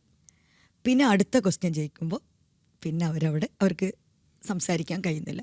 അതൊരു പക്ഷേ ഇമോഷണൽ ക്വസ്റ്റ്യൻസ് ആയിരിക്കാം. അപ്പോൾ അവർ എനി ക്വസ്റ്റ്യന് അത് നമ്മൾ ഒരു ടീച്ചർ എത്രത്തോളം അവിടെ പെർഫോം ചെയ്യുന്നു നോക്കിയിട്ട് അവർ ഒരു എഡ്യൂക്കേഷനിലേക്ക് കണക്ട് ചെയ്യുന്ന എന്ത് ക്വസ്റ്റ്യനും അവർ ചോദിക്കും. അതെല്ലാം നമുക്ക് ഗൂഗിളിലും ChatGPT-യിലും കിട്ടണമെന്നില്ല. നമ്മുടെ ആൻസറിനെ കണക്ട് ചെയ്തിട്ടാണ് അവരിങ്ങനെ ചോദിച്ചുകൊണ്ടിരിക്കും. അതാണ് നമ്മൾ മെജു സ്പാർക്കിൽ ട്രെയിൻ ചെയ്യുന്നത് തന്നെ. നമ്മുടെ മലയാളി ടീച്ചേഴ്സിന് എന്ത് ക്വസ്റ്റ്യൻ വന്നാലും നിങ്ങൾ എങ്ങനെ ആൻസർ ചെയ്യണം, Yes. നമുക്ക് ക്വസ്റ്റ്യൻ നമുക്ക് പ്രെഡിക്റ്റ് ചെയ്യാൻ പറ്റില്ല. അവർക്ക് തോന്നി എന്ത് ക്വസ്റ്റ്യനും ഒരുപക്ഷെ നമ്മുടെ ആൻസറിൽ നിന്നാവും. അപ്പോൾ എനിക്ക് എൻ്റെ ടീച്ചേഴ്സിൻ്റെ അടുത്ത് പറയാനുള്ളത് വളരെ നാച്ചുറലായിട്ട് ഇൻട്രൊഡ്യൂസ് ചെയ്യാന്ന് പറയുമ്പോൾ നമ്മുടെ നെയിം, നമ്മുടെ ക്വാളിഫിക്കേഷന്, നമ്മുടെ ഒരു എക്സ്പീരിയൻസ്, നമുക്ക് ആ ഒരു വേക്കൻസിയിലേക്ക് വേണ്ട എന്തെങ്കിലും അഡീഷണൽ സ്കില്ല് നമുക്കുണ്ടെങ്കിൽ അത് പറയുക. പിന്നെ അവർ ചോദിക്കുന്ന ഓരോ ക്വസ്റ്റ്യനും ആൻസർ എന്ന് പറയുന്നത് നമ്മൾ ഒരു എക്സാം പേപ്പർ നോക്കുന്ന പോലെ അല്ല അവരത് അസസ് ചെയ്യുന്നത്. അതിനെ നമ്മൾ എങ്ങനെയാണ് ആ ഒരു ക്വസ്റ്റ്യൻ അപ്രോച്ച് ചെയ്യുന്നത്, നമ്മൾ റിപ്ലൈ കൊടുക്കുന്നു എന്നാണ് നോക്കുന്നത്. അതല്ലാതെ ആൻസർ കറക്റ്റാണോ അല്ലേന്ന് ഒരിക്കലും അവർ നോക്കുന്നില്ല. അപ്പോൾ മാഡം ഒരുപാട് ടീച്ചേഴ്സിനെ ഇതുപോലെ ട്രെയിൻ ചെയ്ത് പിന്നെ മെജു സ്പാർക്ക് എന്ന ഒരു സ്ഥാപനമൊക്കെ തുടങ്ങി കുറേ ആളുകൾക്ക് ഒരുപാട് എന്താ പറയുക ഒരുപാട് ബെനിഫിഷ്യറീസ് ഉള്ള ഒരാളാണ്. അപ്പോൾ നിങ്ങൾ സ്റ്റാർട്ടിങ് മുതൽ എൻഡ് വരെ എങ്ങനെയാണ് നിങ്ങളുടെ കരിക്കുലം, നിങ്ങളുടെ സിലബസ് എല്ലാം ട്രെയിനിങ്ങിൻ്റെ ഒരു മൊഡ്യൂൾ ഒന്ന് വിവരിക്കാമോ? ഞാൻ മെജു സ്പാർക്ക് എന്ന് പറയുന്നത് നമ്മുടെ ഒരു ഫസ്റ്റ് ബ്രാൻഡാണ്. 2024 വരെ ഞാൻ ബ്രിട്ടീഷ് അമേരിക്കൻ സ്കൂളുകളിൽ ടീച്ചറായിട്ട് വർക്ക് ചെയ്യായിരുന്നു. അത് കഴിഞ്ഞ് ഞാൻ ജോബ് റിസൈൻ ചെയ്യുന്ന സമയത്താണ് ഞാൻ അമേരിക്കൻ ബ്രിട്ടീഷ് സ്കൂളിൽ കിട്ടുന്നതിൻ്റെ മുന്നേ ഒരാളും പറഞ്ഞു തരാനുണ്ടായിരുന്നില്ല എന്നുള്ളത്. നമുക്ക് അവിടുത്തെ ഒരു കാര്യങ്ങൾ അറിയില്ല, പഠിപ്പിക്കാൻ മാത്രം നമുക്കറിയാം. അപ്പോൾ ഈ ഒരു സമയത്ത് അതുപോലെ എൻ്റെ ഫസ്റ്റ് ജോബ് എന്ന് പറയുന്നത് എന്നെ അവർ സെലക്ട് ചെയ്ത് എന്നെ പോസ്റ്റിൽ നിന്ന് റിമൂവ് ചെയ്തിട്ടുണ്ട്. അപ്പോഴും എനിക്ക് എന്താണ് എൻ്റെ പ്രശ്നം എന്ന് അറിയുന്നുണ്ടായിരുന്നില്ല. അപ്പോൾ ഇത് കഴിഞ്ഞ് ഒരു ബ്രിട്ടീഷ് അമേരിക്കൻ സ്കൂളിൽ സാധാരണക്കാരനായിട്ടുള്ള നമ്മുടെ മലയാളി ടീച്ചേഴ്സ് നമുക്ക് നന്നായിട്ട് നോളജ് ഉണ്ടായിരിക്കും. അപ്പോൾ ഇവർക്ക് എങ്ങനെയാണ് ഒരു ബ്രിട്ടീഷ് അമേരിക്കൻ സ്കൂളിലേക്ക് എത്തിപ്പിടിക്കേണ്ടതെന്ന് അറിയില്ല. അപ്പോൾ ഞാൻ ജോബ് കിട്ടിയ ഉടൻ തന്നെ ഒരുപാട് മലയാളി ടീച്ചേഴ്സിന് ഒരു 2013 മുതൽ തന്നെ ഞാൻ പറഞ്ഞു കൊടുക്കുന്നുണ്ട്, അത്ര ബുദ്ധിമുട്ടല്ല, ഇംഗ്ലീഷിനെ നിങ്ങൾ പേടിക്കേണ്ട, ഇങ്ങനെ പോകുന്നൊക്കെ പറഞ്ഞിട്ടാണ് കൊടുക്കാറ്. അങ്ങനെ ഒരുപാട് ടീച്ചേഴ്സിനെ സഹായിക്കാൻ എനിക്ക് കഴിഞ്ഞിട്ടുണ്ട്. അങ്ങനെ ഞാൻ ജോബ് റിസൈൻ ചെയ്ത സമയത്താണ് എനിക്ക് 0 സാലറി ആ ഒരു സമയത്ത് നിൽക്കുന്ന സമയത്താണ് ഈ ഒരു ബ്രേക്കിൽ, എൻ്റെ കരിയറിന് വന്നൊരു ബ്രേക്കിൽ എന്തുകൊണ്ട് എനിക്ക് കുറച്ച് മലയാളി ടീച്ചേഴ്സിന് ഈ ഒരു ഗൾഫ് ജോബ് എങ്ങനെ കണ്ടെത്താമെന്നുള്ളത് പറഞ്ഞു കൊടുത്തുകൂടാ. അങ്ങനെയാണ് ആദ്യമായിട്ട് ഞാൻ വാട്സപ്പ് ഗ്രൂപ്പിൽ how to become an international school teacher എന്ന് കൊടുത്ത്. അതിൽ ആക്ച്വലി അതെൻ്റെ കരിയർ ജേണിയാണ്, അല്ലാതെ യൂട്യൂബിലോ ഇൻസ്റ്റഗ്രാമിൽ അല്ലെങ്കിൽ ChatGPT-യിലൊന്നും നമ്മുടെ മെജു സ്പാർക്കിൻ്റെ ഈ HBIT സിൽവർ മെമ്പർഷിപ്പിലെ കോഴ്സ് അവർക്ക് കിട്ടുന്നില്ല. കാരണം മലയാളിയായിട്ടുള്ളൊരു ടീച്ചർക്ക് ബ്രിട്ടീഷ് അമേരിക്കൻ സ്കൂളിൽ ജോബ് കിട്ടാൻ 0-ൽ നിന്ന് എവിടെ നിന്ന് അവർ തുടങ്ങണം, പ്രൊഫൈൽ മുതൽ എവിടേക്ക് ഏരിയയിലാണ് അവർ ഇൻ്റർവ്യൂവിൽ പൊട്ടുന്നത്, ഇതെല്ലാം മാനേജ് ചെയ്തുകൊണ്ടിട്ടുള്ള ഒരു സ്പെഷ്യൽ കോഴ്സ് തന്നെയാണ് നമ്മുടെ HBIT എന്നുള്ള കോഴ്സ്. ആ ഒരു കോഴ്സ് എടുത്ത് 1000-ന് മുകളിൽ ടീച്ചേഴ്സിനെ നമ്മൾ Dubai, Qatar, Oman, Saudi Arabia, Uzbekistan, UK, അതുപോലെ മാൽദീവ്സിലെ ടീച്ചേഴ്സുണ്ട്, സൗത്ത് ആഫ്രിക്കയിലുണ്ട്, ഒരുപാട് ഇൻ്റർനാഷണൽ സ്കൂളിൽ ടീച്ചേഴ്സിനെ എനിക്ക് ഹെൽപ്പ് ചെയ്യാൻ പറ്റുന്നുണ്ട്. മെയിൻലി നമ്മൾ ഫോക്കസ് ചെയ്യുന്നത് ബ്രിട്ടീഷ് അമേരിക്കൻ സ്കൂൾസാണ്. ഇതുകൂടാതെ ഇങ്ങനെ ടീച്ചേഴ്സിന് റിസൾട്ട് വരുന്നപ്പോൾ അതന്നെയാണ് എൻ്റെ മോട്ടിവേഷന്. ഞാൻ വന്ന വഴികൾ പറഞ്ഞു കൊടുക്കുമ്പോൾ ടീച്ചർ എനിക്ക് ഇവിടെ കിട്ടി, ഓരോ വ്യത്യസ്ത രാജ്യങ്ങളിൽ നിന്ന് കിട്ടിയെന്ന് പറഞ്ഞു. അടുത്തത് അവരുടെ ഒരു ടെൻഷൻ എന്ന് പറയുന്നത്, മിസ്സേ ഞങ്ങൾക്ക് 9 to 12 കാംബ്രിഡ്ജ് സ്കൂളിലൊന്നും ഞങ്ങൾ എടുക്കുന്നില്ല. അപ്പോൾ ഞാൻ ഈ ഒരു കാംബ്രിഡ്ജ് സ്കൂളിൽ എടുക്കുന്നതിൻ്റെ മുന്നേ ട്യൂഷൻ എടുത്തിട്ട് ഇങ്ങനെയൊക്കെയാണ് ഒരാളും പറഞ്ഞു തരാനുണ്ടായിരുന്നില്ല. അപ്പോൾ എന്ത് ചെയ്തു, എക്സ്പേർട്ട് ട്രെയിനേഴ്സ്, ഞാൻ അക്കൗണ്ട്സ് ബിസിനസ് എക്കണോമിക്സ് ആണ് പഠിപ്പിക്കുന്നത്, അതുപോലെ എൻ്റെ കൂടെ വർക്ക് ചെയ്തിട്ടുള്ള കാംബ്രിഡ്ജ് അച്ചീവ്മെൻ്റ് അവാർഡ് വാങ്ങിക്കാൻ കുട്ടികളെ ഹെൽപ്പ് ചെയ്തിട്ടുള്ള എക്സ്പേർട്ടുകളെ വെച്ചിട്ട് എന്ത് ചെയ്തു, 9 സബ്ജക്റ്റിൽ accounts business economics, physics, chemistry, biology, അതുപോലെ ഇംഗ്ലീഷ് ESL, അതുപോലെ math, pure math, mechanics, statistics, പിന്നെ കമ്പ്യൂട്ടർ സയൻസ്, ഇതിലെല്ലാം ട്രെയിനിങ് കൊടുത്തു. അടുത്തത് എൻ്റെ ടീച്ചേഴ്സിൻ്റെ റിസൾട്ട് അങ്ങ് മാറുകയായിരുന്നു. പിന്നെ അവർ വിളിക്കുന്നത് ഹൈസ്കൂൾ ടീച്ചേഴ്സായിട്ട് ജോയിൻ ചെയ്തിട്ട് ഒരുപാട് ടീച്ചേഴ്സ്. ഇപ്പോൾ ഞാൻ ഇങ്ങോട്ട് വരുന്ന സമയത്ത് എനിക്ക് വന്നിട്ടുള്ള അമൃത എന്ന് പറഞ്ഞ ടീച്ചറാണ്. ആൾക്ക് ബിസിനസ് ടീച്ചറായിട്ട് ദുബൈയിൽ ജോബ് കിട്ടി, 7,000 റിയാൽ സാലറിയിൽ. അങ്ങനെ ഒരുപാട് റിസൾട്ട് കൊടുക്കാൻ പറ്റിയിട്ടുള്ള കോഴ്സാണ്. അത് കഴിഞ്ഞ് നമ്മുടെ നാട്ടിൽ നമുക്ക് 4 to 8 കുട്ടികൾക്ക് ബോർഡ് എക്സാം വരുന്നില്ല. കാംബ്രിഡ്ജ് യൂണിവേഴ്സിറ്റിയിൽ 4 to 8 primary check point, 4 to 6 കുട്ടികൾക്ക്, 7 and 8 കുട്ടികൾക്ക് ലോവർ സെക്കൻഡറി ചെക്ക് പോയിൻറ്റ്. അതൊരു ലെവൽ ടെസ്റ്റാണ്. അത് സാധാരണ നമ്മൾ 10th SSLC പഠിക്കുന്ന കുട്ടികൾക്ക് നമ്മളൊരു ലെവൽ ടെസ്റ്റ് ഒന്നും നടത്തുന്നില്ല. കാംബ്രിഡ്ജിൽ വരുന്നൊരു ലെവൽ ടെസ്റ്റാണ്. അപ്പോൾ ഈ ഒരു ഏരിയ ഒരു 4 to 8 ടീച്ചേഴ്സിന് ഈ ഒരു ചെക്ക് പോയിൻ്റ് ട്രെയിനിങ്ങും കൂടെ കൊടുത്തുകൊണ്ട് മാത്തമാറ്റിക്സ്, സയൻസിൽ ഫിസിക്സ്, കെമിസ്ട്രി, ബയോളജി, ഇംഗ്ലീഷിൽ ESL FLE ഉള്ള ഇതും നമ്മൾ മെജൂസ് പാർക്ക് പ്രൊവൈഡ് ചെയ്യുന്നു. ഇപ്പോൾ നമ്മുടെ ടീച്ചേഴ്സ് ഒരുപാട് പേർക്ക് ചെക്ക് പോയിന്റും കിട്ടുന്നുണ്ട്. ഓ. ഇത് കൂടാതെ നമ്മൾ മെജൂസ് പാർക്ക് എന്ന് പറയുമ്പോൾ തന്നെ നമ്മുടെ ഒരു എയിം എന്ന് പറയുന്നത് ഒരുപാട് ഡോട്ടുകൾ, ഒരുപാട് ഐക്കണുകളെ സൃഷ്ടിക്കുക, അവരുടെ ഒരു പേഴ്സണൽ ബ്രാൻഡ്, നല്ല ഹൈലി ക്വാളിഫൈഡ് ആയിട്ടുള്ള ടീച്ചേഴ്സ് ഉണ്ടെന്നുള്ളതാണ് നമ്മുടെ കേരളത്തിൽ. അപ്പോൾ അവർക്കൊരു ഇൻ്റർനാഷണലി എങ്ങനെയാണ് ഒരു ടീച്ചിങ് മെത്തേഡുകൾ കാര്യങ്ങൾ പറഞ്ഞു കൊടുത്തിട്ട് നമ്മുടെ ഒരു എഡ്യൂക്കേഷനിലേക്ക് കുറച്ച് കോൺട്രിബ്യൂഷൻ നടത്തുക എന്നുള്ളതാണ്. ഇപ്പോൾ ഏറ്റവും കൂടുതൽ ഡിമാൻഡുള്ള സബ്ജക്റ്റായിട്ട് മാഡത്തിന് തോന്നിയിട്ടുള്ള ഏതാണ്? നമുക്ക് ഇൻ്റർനാഷണൽ സ്കൂളിൽ ഏറ്റവും കൂടുതൽ ഡിമാൻഡുള്ളതാണ് physics, chemistry, mathematics, pure science. Pure science, physics, chemistry, mathematics. ബയോളജിയിൽ അത്ര ഒരു ഓപ്പർച്യൂണിറ്റി ഉണ്ട്, പക്ഷേ ഇതിന് എപ്പോഴും ഓപ്പണിംഗ് ഉണ്ട് എന്നുള്ളതാണ്. അതുപോലെ ചിലർക്ക് അറിയാത്തൊരു കാര്യമാണ്, ബ്രിട്ടീഷ് അമേരിക്കൻ സ്കൂളിൽ നമ്മുടെ ടീച്ചേഴ്സിനെ ഇംഗ്ലീഷിന് എടുക്കുന്നുണ്ട്. നല്ല ഓപ്പർച്യൂണിറ്റി ഉണ്ട്, പലരും അതിലേക്ക് ആപ്ലിക്കേഷൻ കൊടുക്കാറില്ല. പിന്നെ വരുന്നതാണ് കൊമേഴ്സിലാണെങ്കിൽ അക്കൗണ്ടൻസിയാണ്, CBSE സ്കൂളിലാണെങ്കിൽ അക്കൗണ്ടിങ്ങിന് കൂടുതൽ ഓപ്പർച്യൂണിറ്റി ഉണ്ട്. എന്നാൽ ബ്രിട്ടീഷ് സ്കൂളിൽ കൊമേഴ്സിൽ ഏറ്റവും ടഫായിട്ടുള്ള സബ്ജക്റ്റ് എന്ന് പറയുന്നത് ബിസിനസ്സാണ്. നമ്മൾ CBSEയിലാകുമ്പോൾ കുട്ടികൾ ബിസിനസ് എന്ന് പറയുന്നത് കാണാതെ പഠിച്ചങ്ങ് പോകാറാണ്. അവിടെ ആകുമ്പോൾ അവർക്ക് ആപ്ലിക്കേഷൻ ആൻഡ് അനലൈസിങ് ലെവലിലാണ്. അപ്പോൾ ആ ടീച്ചർക്കും തന്നെ അതിൻ്റെ ഒരു നല്ലൊരു ക്വാളിറ്റി ഉണ്ടായിരിക്കണം കുട്ടികളുടെ പാസ് പേപ്പർ സോൾവ് ചെയ്ത് കൊടുക്കാനൊക്കെ ഉള്ള. അതുപോലെ പിന്നെ ഇവിടെ വർക്ക് ചെയ്യുന്നവരും അവിടെ തന്നെ പിന്നെ മറ്റു വർക്ക് ചെയ്യുന്ന ആളുകളൊക്കെ ഉണ്ട്. ഇപ്പോൾ ഇവർക്കൊക്കെ ഓൺലൈനായി കൊണ്ട് ടീച്ചിങ്ങിന് എത്രത്തോളം സാധ്യതയുണ്ട്? ഒരുപാട് ഓപ്പർച്യൂണിറ്റീസ് ഉണ്ട്. അത് ഇപ്പോൾ നമ്മുടെ തന്നെ പർവീൻ എന്ന് പറഞ്ഞൊരു ടീച്ചർക്ക് നാട്ടിലിരുന്നു കൊണ്ട് ബ്രിട്ടീഷ് സ്കൂളിലെ കുട്ടികളെ പഠിപ്പിക്കുന്നുണ്ട്. കാരണം നമ്മുടെ കൊറോണയ്ക്ക് ശേഷം ഒരുപാട് ഓൺലൈൻ ഓപ്പർച്യൂണിറ്റി വന്നിരിക്കുകയാണ്. അപ്പോൾ ടീച്ചേഴ്സ് ഗൾഫിൽ പോയിട്ട് ക്യാമ്പസിൽ പോയി പഠിപ്പിക്കേണ്ടതില്ല. ഒരുപാട് ഓൺലൈൻ സ്കൂളുകളുണ്ട്, ബ്രിട്ടീഷ് അമേരിക്കൻ സ്കൂളുകൾ. അവർ ചെയ്യേണ്ട ഒരു കാര്യം, ഇൻസ്റ്റഗ്രാം, ഫേസ്ബുക്കിലൊക്കെ സെർച്ച് ചെയ്താൽ തന്നെ ഓൺലൈൻ സ്കൂളുകൾ കണ്ടെത്താൻ പറ്റും. അപ്പോൾ അതിലേക്ക് ഇതുപോലെ ഇൻ്റർനാഷണൽ CVകളൊക്കെ ക്രിയേറ്റ് ചെയ്തിട്ട് അവരത് പ്രിപ്പയർ ചെയ്തിട്ട് ആപ്ലിക്കേഷൻ കൊടുക്കാവുന്നതാണ്. നാട്ടിലിരുന്നു കൊണ്ട് അവർക്ക് എന്ത് ചെയ്യാം, ബ്രിട്ടീഷ് അമേരിക്കൻ സ്കൂളിലെ കുട്ടികളെ പഠിപ്പിക്കാൻ പറ്റും, ആ ഒരു സാലറി, ഹൈ സാലറി വാങ്ങിക്കൊണ്ട് തന്നെ. അതുപോലെ തന്നെ നമ്മുടെ ടീച്ചേഴ്സ് ഇപ്പോൾ ഇവിടുന്ന് ഇന്ത്യൻ എഡ്യൂക്കേഷനിൽ UG ഒക്കെ കഴിഞ്ഞ് പോയ ആളുകളായിരിക്കും. അപ്പോൾ അവിടുത്തെ സർട്ടിഫിക്കറ്റ് അറ്റസ്റ്റേഷൻ രീതികൾ എങ്ങനെയാണ്, ഒന്ന് വിവരിക്കാമോ?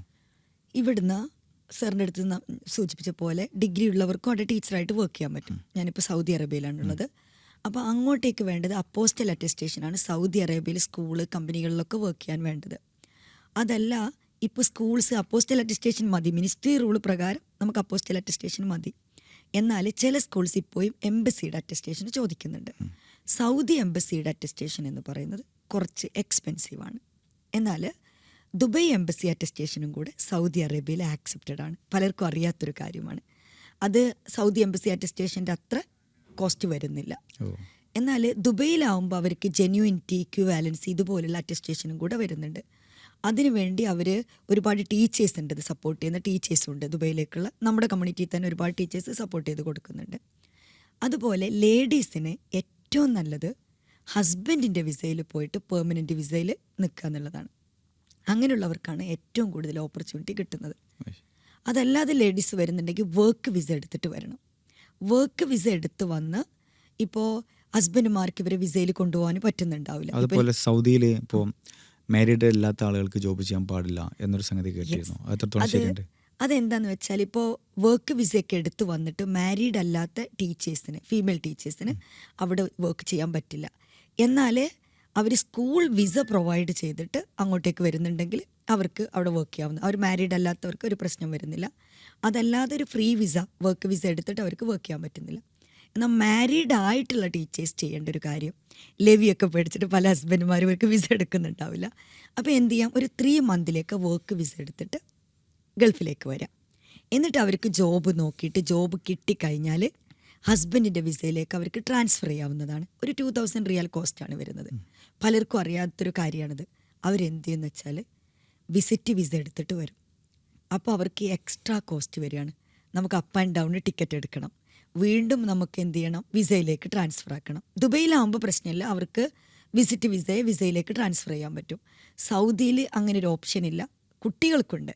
അപ്പോൾ എനിക്ക് ടീച്ചേഴ്സിൻ്റെ അടുത്ത് പറയാനുള്ളൊരു കാര്യം, ഇങ്ങനെ ഹസ്ബൻഡിൻ്റെ വിസയിൽ പോകാൻ ബുദ്ധിമുട്ടുള്ള ടീച്ചേഴ്സ്, നിങ്ങൾ എന്താ ചെയ്യേണ്ടതെന്ന് വെച്ചാൽ നിങ്ങൾ ഒരു 3 മന്ത് വർക്ക് വിസ അവർക്കെടുക്കാം, കുട്ടികൾക്ക് വിസിറ്റ് വിസയും എടുക്കുക. അങ്ങനെ വന്നിട്ട് ടീച്ചർക്ക് ജോബ് കിട്ടിക്കഴിഞ്ഞാൽ ഹസ്ബൻഡിൻ്റെ വിസയിലേക്ക് ട്രാൻസ്ഫർ ചെയ്യാം. യെസ്. കുട്ടികളെ വിസിറ്റ് വിസയിൽ തന്നെ അവർക്ക് കണ്ടിന്യൂ ചെയ്യാം, ഓൺലൈൻ എഡ്യൂക്കേഷനൊക്കെ കൊടുക്കാം. പിന്നെ അവരുടെ ഫൈനാൻഷ്യൽ സിറ്റുവേഷനൊക്കെ ഒരു ഓക്കെ ആയിട്ട് സ്റ്റേബിൾ ആവുന്ന സമയത്ത് കുട്ടികളുടെ വിസിറ്റ് വിസയെ അവർക്ക് എന്ത് ചെയ്യാം, ഹസ്ബൻഡിൻ്റെ വിസയിലേക്ക് മാറ്റാം. അവർക്കിവിടെ പ്രൊഫഷൻ ചേഞ്ച് ചെയ്യാൻ പറ്റും. ഓക്കെ. പിന്നെ ഇവിടെ നിന്ന് ഒരു ഗൾഫിലേക്കൊക്കെ പോകുമ്പോൾ നല്ലൊരു സാലറിയൊക്കെ പ്രതീക്ഷിച്ചുകൊണ്ടാണല്ലോ പോവുക. അപ്പോൾ ഏകദേശം എത്ര സാലറി ഒരു ടീച്ചർക്ക് ലഭിക്കും? സാറ് ചോദിച്ച സാലറിയുടെ കാര്യം, നമ്മളെല്ലാവരും ഹൈ സാലറി പ്രതീക്ഷിച്ചിട്ടാണ് ഗൾഫിലേക്ക് വരുന്നത്. അപ്പോൾ നമ്മൾ മലയാളി ടീച്ചേഴ്സ് പൊതുവേ ആഗ്രഹിക്കുന്നൊരു കാര്യം, ചെറിയ ക്ലാസ്സിലൊന്നും ഞാൻ വർക്ക് ചെയ്യില്ല, ആദ്യം തന്നെ ഹൈസ്കൂൾ ഹെഡ് ആവണം എന്നുള്ള അങ്ങനെ നിങ്ങൾ പ്രതീക്ഷിക്കരുത് എന്നാണ് എനിക്ക് ടീച്ചേഴ്സിൻ്റെ അടുത്ത് പറയാൻ. ആദ്യമായിട്ട് അവർ വന്നിട്ട് ഒരു എൻട്രി ലെവലിൽ ജോബിൽ കയറിയിട്ട് പിന്നെ ആയിരിക്കണം അവർ അടുത്തൊരു ലെവലിലേക്ക് മാറേണ്ടത്. അപ്പോൾ സാലറിയിലേക്ക് എൻട്രി ലെവൽ സാലറി എന്ന് പറയുമ്പോൾ ഇപ്പോൾ നമ്മളൊരു CBSE സ്കൂളൊക്കെ ആണെങ്കിൽ ഒരു 1500 to 2000 ഈ ഒരു റേഞ്ചിലാണ് വരുന്നത്.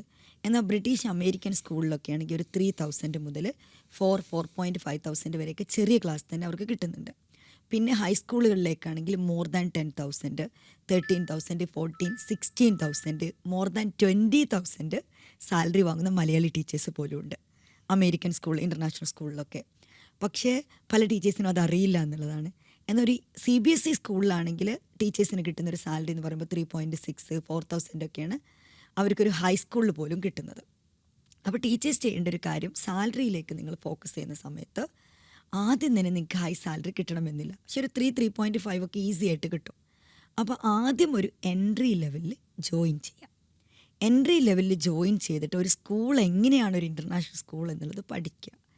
എന്നിട്ട് വേണം അടുത്ത അവരുടെ സബ്ജക്റ്റിനനുസരിച്ച് അവരുടെ ക്വാളിഫിക്കേഷൻ അനുസരിച്ച് അവർക്ക് ജോബ് മാറിപ്പിടിക്കാവുന്നതാണ്. അപ്പോൾ ഒരു ഹൈസ്കൂൾ ടീച്ചർ എന്ന് പറയുമ്പോൾ CBSE സ്കൂളാണെങ്കിൽ ഒരു 3.6, 4 അറൗണ്ട് 4 ഒക്കെയാണ് വരുന്നത്. അത് എംബസി സ്കൂളിൻ്റെ കാര്യമാണ് പറയുന്നത്. അല്ല പ്രൈവറ്റ് സ്കൂളുകളൊക്കെ ആണെങ്കിൽ CBSE 5, 6 ഒക്കെ കൊടുക്കുന്നുണ്ട്. ബ്രിട്ടീഷ് അമേരിക്കൻ സ്കൂളൊക്കെ 16, 20 ഒക്കെ വരെ പോകുന്ന സ്കൂൾസ് ഉണ്ട്. അത് വാങ്ങുന്ന മലയാളി ടീച്ചേഴ്സും ഉണ്ട് എന്നുള്ളതാണ്. ടീച്ചേഴ്സിന് ജോബ് കണ്ടെത്താൻ സഹായകരമാകുന്ന ഒരു പ്ലാറ്റ്ഫോമുകൾ, ഓൺലൈൻ പ്ലാറ്റ്ഫോമുകൾ ഏതൊക്കെയാണ്? മെയിൻലി ടീച്ചേഴ്സിന് ഏറ്റവും നല്ല ബെസ്റ്റ് ആയിട്ടുള്ളത് ലിങ്ക്ഡിൻ തന്നെയാണ്. പലരും ലിങ്ക്ഡിനെ അത്ര കാര്യമാക്കി എടുക്കാറില്ല നമ്മൾ മലയാളി ടീച്ചേഴ്സ്. നമ്മൾ ലിങ്ക്ഡിൻ ഒരു നല്ലൊരു പ്രൊഫൈൽ ക്രിയേറ്റ് ചെയ്തിട്ട്, അതും നമ്മുടെ പ്രൊഫൈലിൻ്റെ ഒരു പാർട്ട് തന്നെയാണ്, അതിലാണ് നമുക്ക് നല്ല ഓപ്പർച്യൂണിറ്റീസ് വരുന്നത്. അപ്പോൾ നമുക്ക് നല്ലൊരു ലിങ്ക്ഡിൻ പ്രൊഫൈൽ ഉണ്ടെങ്കിൽ ഇങ്ങോട്ടേക്ക് സ്കൂൾസ് നമുക്ക് മെസ്സേജുകൾ വരാറുണ്ട്. വേക്കൻസീസ് നമ്മുടെ ക്വാളിഫിക്കേഷൻ അനുസരിച്ചുള്ള വേക്കൻസി വരുമ്പോൾ നമുക്ക് എക്സ്പീരിയൻസ് ഇതൊക്കെ നോക്കിയിട്ട് വരാറുണ്ട്. അപ്പോൾ ലിങ്ക്ഡിനാണ് ബെസ്റ്റ് പ്ലാറ്റ്ഫോം.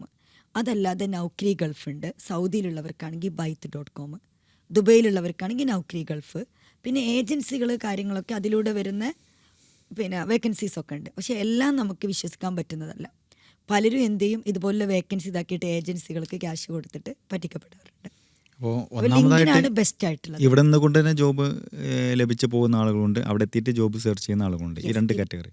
ഇവിടുന്ന് ജോബ് നോക്കുന്നവരുടെ അടുത്ത് പറയാനുള്ളത്, നിങ്ങൾക്കുള്ള ബെസ്റ്റ് ആയിട്ടുള്ള ഒരു കാര്യം ലിങ്ക്ഡിനിലുള്ളത് നോക്കുക. പിന്നെ നൗക്കരി ഗൾഫ്, byte.com, സൗദിയിലേക്കുള്ളതാണ് byte.com ഒക്കെ. അതുകൂടാതെ സ്കൂളുകളുടെ ഇൻ്റർനാഷണൽ സ്കൂളുകൾ ഏത് രാജ്യത്തിലേക്കാണോ അവർ ജോബ് നോക്കുന്നത്, അതവർ ഗൂഗിളിൽ പോയിട്ട് ആ ഒരു രാജ്യത്തിലെ ലിസ്റ്റ് ഓഫ് സ്കൂൾസ്, ബ്രിട്ടീഷ് ആണെങ്കിൽ ബ്രിട്ടീഷ്, അമേരിക്കൻ സ്കൂൾസ്, ആ ഒരു സ്കൂള് ഏതാണെന്നുള്ളത് സെർച്ച് ചെയ്യാം. എന്നിട്ട് ഇതിൻ്റെ വെബ്സൈറ്റുകൾ അവൈലബിൾ ആയിരിക്കും. ആ വെബ്സൈറ്റിൽ പോയിട്ട് അതിൻ്റെ കരിയർ പേജിൽ ക്ലിക്ക് ചെയ്താൽ അവരുടെ ഓപ്പണിങ്സ് നമുക്ക് കാണാൻ പറ്റും. ഈ ഓപ്പണിംഗ് ഉണ്ടായിരിക്കും, അതില്ലെങ്കിൽ അവരുടെ കോണ്ടാക്റ്റ് ഉണ്ടായിരിക്കും. ഇതിലേക്കൊക്കെ സെൻഡ് ചെയ്യുന്നതിൻ്റെ മുന്നേ ഒരു ഇൻ്റർനാഷണൽ പ്രൊഫൈൽ ആയിരിക്കണം എന്നുള്ളത് അവർ ഉറപ്പാക്കുക. നല്ലൊരു കവർ ലെറ്റർ, നല്ലൊരു CV ആക്കിയിട്ട് സെൻഡ് ചെയ്യുക. അപ്പോൾ അവർക്ക് എന്ത് ചെയ്യും, ഓൺലൈൻ ഇൻ്റർവ്യൂ കിട്ടും. അപ്പോൾ ആ ഓൺലൈൻ ഇൻ്റർവ്യൂ ചെയ്യേണ്ട കാര്യങ്ങൾ മനസ്സിലാക്കി കഴിഞ്ഞ് ഒരുപാട് നമ്മുടെ ടീച്ചേഴ്സ് ഒരുപാട് പേരുണ്ട് കേരളത്തിലേക്ക് വിസ കിട്ടിയിട്ട് പോകുന്നത്. ഓൺലൈൻ ടീച്ചിങ് ജോബിൻ്റെ ഓപ്ഷനും ഇതുപോലെ തന്നെയാണോ? ഓൺലൈൻ ടീച്ചിങ് ജോബിൻ്റെ ഇതുപോലെ അവർക്ക് സെർച്ച് ചെയ്യാം. സെർച്ച് ചെയ്തിട്ട് ആപ്ലിക്കേഷൻ കൊടുക്കുന്നു, ഓൺലൈനിലൂടെ ഇൻ്റർവ്യൂ കൊടുത്തിട്ട് ലിങ്ക്ഡിന് അതല്ലാതെ തന്നെ അവർക്ക് ഇതുപോലെ സെർച്ച് ചെയ്യാം. ഓൺലൈൻ സ്കൂൾസ്, ഇൻസ്റ്റഗ്രാം, അതുപോലെ ഫേസ്ബുക്കിലൊക്കെ ഓൺലൈൻ സ്കൂളിൻ്റെ അവരുടെ അഡ്വർടൈസ്മെൻറ്റ് കാര്യങ്ങളൊക്കെ ഉണ്ടാവും. അതിൽ നിന്ന് അവരുടെ കോൺടാക്ട് നമ്പർ എടുത്ത് അവരുടെ ഇമെയിലിലേക്ക്, ഒറ്റ കാര്യം ശ്രദ്ധിക്കേണ്ടത്, പ്രൊഫൈൽ നമ്മൾ നല്ലൊരു പ്രൊഫഷണൽ പ്രൊഫൈലായിരിക്കണം. നല്ലൊരു CV സെൻഡ് ചെയ്യുക. ഓൺലൈനിലൂടെ ഇൻ്റർവ്യൂ കൊടുത്തിട്ട് നാട്ടിലിരുന്ന് ഇൻ്റർനാഷണൽ സ്കൂളിൽ പഠിപ്പിക്കാൻ പറ്റും. പലർക്കും അറിയാത്തൊരു കാര്യമാണത്. അപ്പോൾ ഫീമെയിൽ ടീച്ചേഴ്സിൻ്റെ ഒരു ജോബ് സാധ്യതകൾ പറഞ്ഞു, ഹസ്ബൻഡ് വിസയിൽ വരാമെന്നൊക്കെ പറഞ്ഞു. അപ്പോൾ മെയിൽ ടീച്ചേഴ്സിൻ്റെ ഒരു സാധ്യത എത്രത്തോളമാണ്? ഓക്കെ, ഇപ്പോൾ നമ്മുടെ മെജൂസ് പാർക്കിൽ തന്നെ നമുക്ക് മെയിൽ ടീച്ചേഴ്സ് ഒരുപാട് പേര് ഇപ്പോൾ ഗൾഫിൽ വന്ന് വർക്ക് ചെയ്യുന്നുണ്ട്. അപ്പോൾ മെയിൽ ടീച്ചേഴ്സിൻ്റെ അടുത്ത് പറയാനുള്ളത്, നിങ്ങൾക്ക് ഏറ്റവും കൂടുതൽ അവർക്ക് ഓപ്പർച്യൂണിറ്റി വരുന്നത് ഖത്തർ, ഒമാൻ, ദുബൈ ഒക്കെയാണ്. കാരണം നമ്മുടെ നാട്ടിൽ നിന്ന് നേരിട്ട് അവർക്ക് ഓൺലൈനിലൂടെ ആപ്ലിക്കേഷൻ കൊടുത്ത് ഇൻ്റർവ്യൂ നടത്തിയിട്ട് വിസ കിട്ടാൻ ഏറ്റവും കൂടുതൽ ചാൻസ് ഉള്ളത് ഈ കൺട്രീസാണ് ഒന്നും കൂടെ ബെസ്റ്റ് ആയിട്ടുള്ളത്. അതില്ലെങ്കിൽ അവർക്ക് വിസിറ്റ് വിസ എടുത്തിട്ട് അവിടെ പോയിട്ട് ജോബ് സെർച്ച് ചെയ്യാം. ഇതുപോലെ ഒരു ജൂലൈ, ഓഗസ്റ്റ്, സെപ്റ്റംബർ ഈ മാസങ്ങളിലാണ് ഏറ്റവും കൂടുതൽ ഓപ്പണിംഗ് വരുന്നത്. അപ്പോൾ അവർക്ക് അവിടെ നിന്ന് തന്നെ വിസ ട്രാൻസ്ഫർ ചെയ്യാൻ പറ്റുമല്ലോ. അതല്ല സൗദിയിലേക്ക് വരുന്ന മെയിൽ ടീച്ചേഴ്സ് ആണെങ്കിൽ അവരുടെ അടുത്ത് പറയാനുള്ളത്, അവർ വർക്ക് വിസയിൽ വരിക. അപ്പോൾ ഫീമെയിൽ ടീച്ചേഴ്സിൻ്റെ കാര്യത്തിൽ പറഞ്ഞു 3 month വർക്ക് വിസ. അതങ്ങനെ പറഞ്ഞത് അവർക്ക് ഹസ്ബൻഡ് വിസയിലേക്ക് ട്രാൻസ്ഫർ ചെയ്യാൻ പറ്റും. പക്ഷെ മെയിൽ ടീച്ചേഴ്സ് പ്രത്യേകം ശ്രദ്ധിക്കേണ്ട ഒരു കാര്യം, നിങ്ങൾ വർക്ക് വിസ എടുക്കുമ്പോൾ മിനിമം ഒരു 10 to 15 months വർക്ക് വിസ കിട്ടും. ആ വർക്ക് വിസയാണ് നിങ്ങൾ എടുക്കേണ്ടത്. കാരണം സ്കൂൾസ് ഫസ്റ്റ് പ്രിഫർ ചെയ്യുന്നത് വർക്ക് വിസയിൽ വരുന്ന മെയിൽ ടീച്ചേഴ്സിന്. അവർക്ക് ഈസിയാണ് വിസ ഇഷ്യൂ ചെയ്യുന്നതിനെക്കാട്ടിലും വർക്ക് വിസയിലുള്ള ഇക്കാമയിലുള്ള ടീച്ചേഴ്സിനെ എടുക്കുക.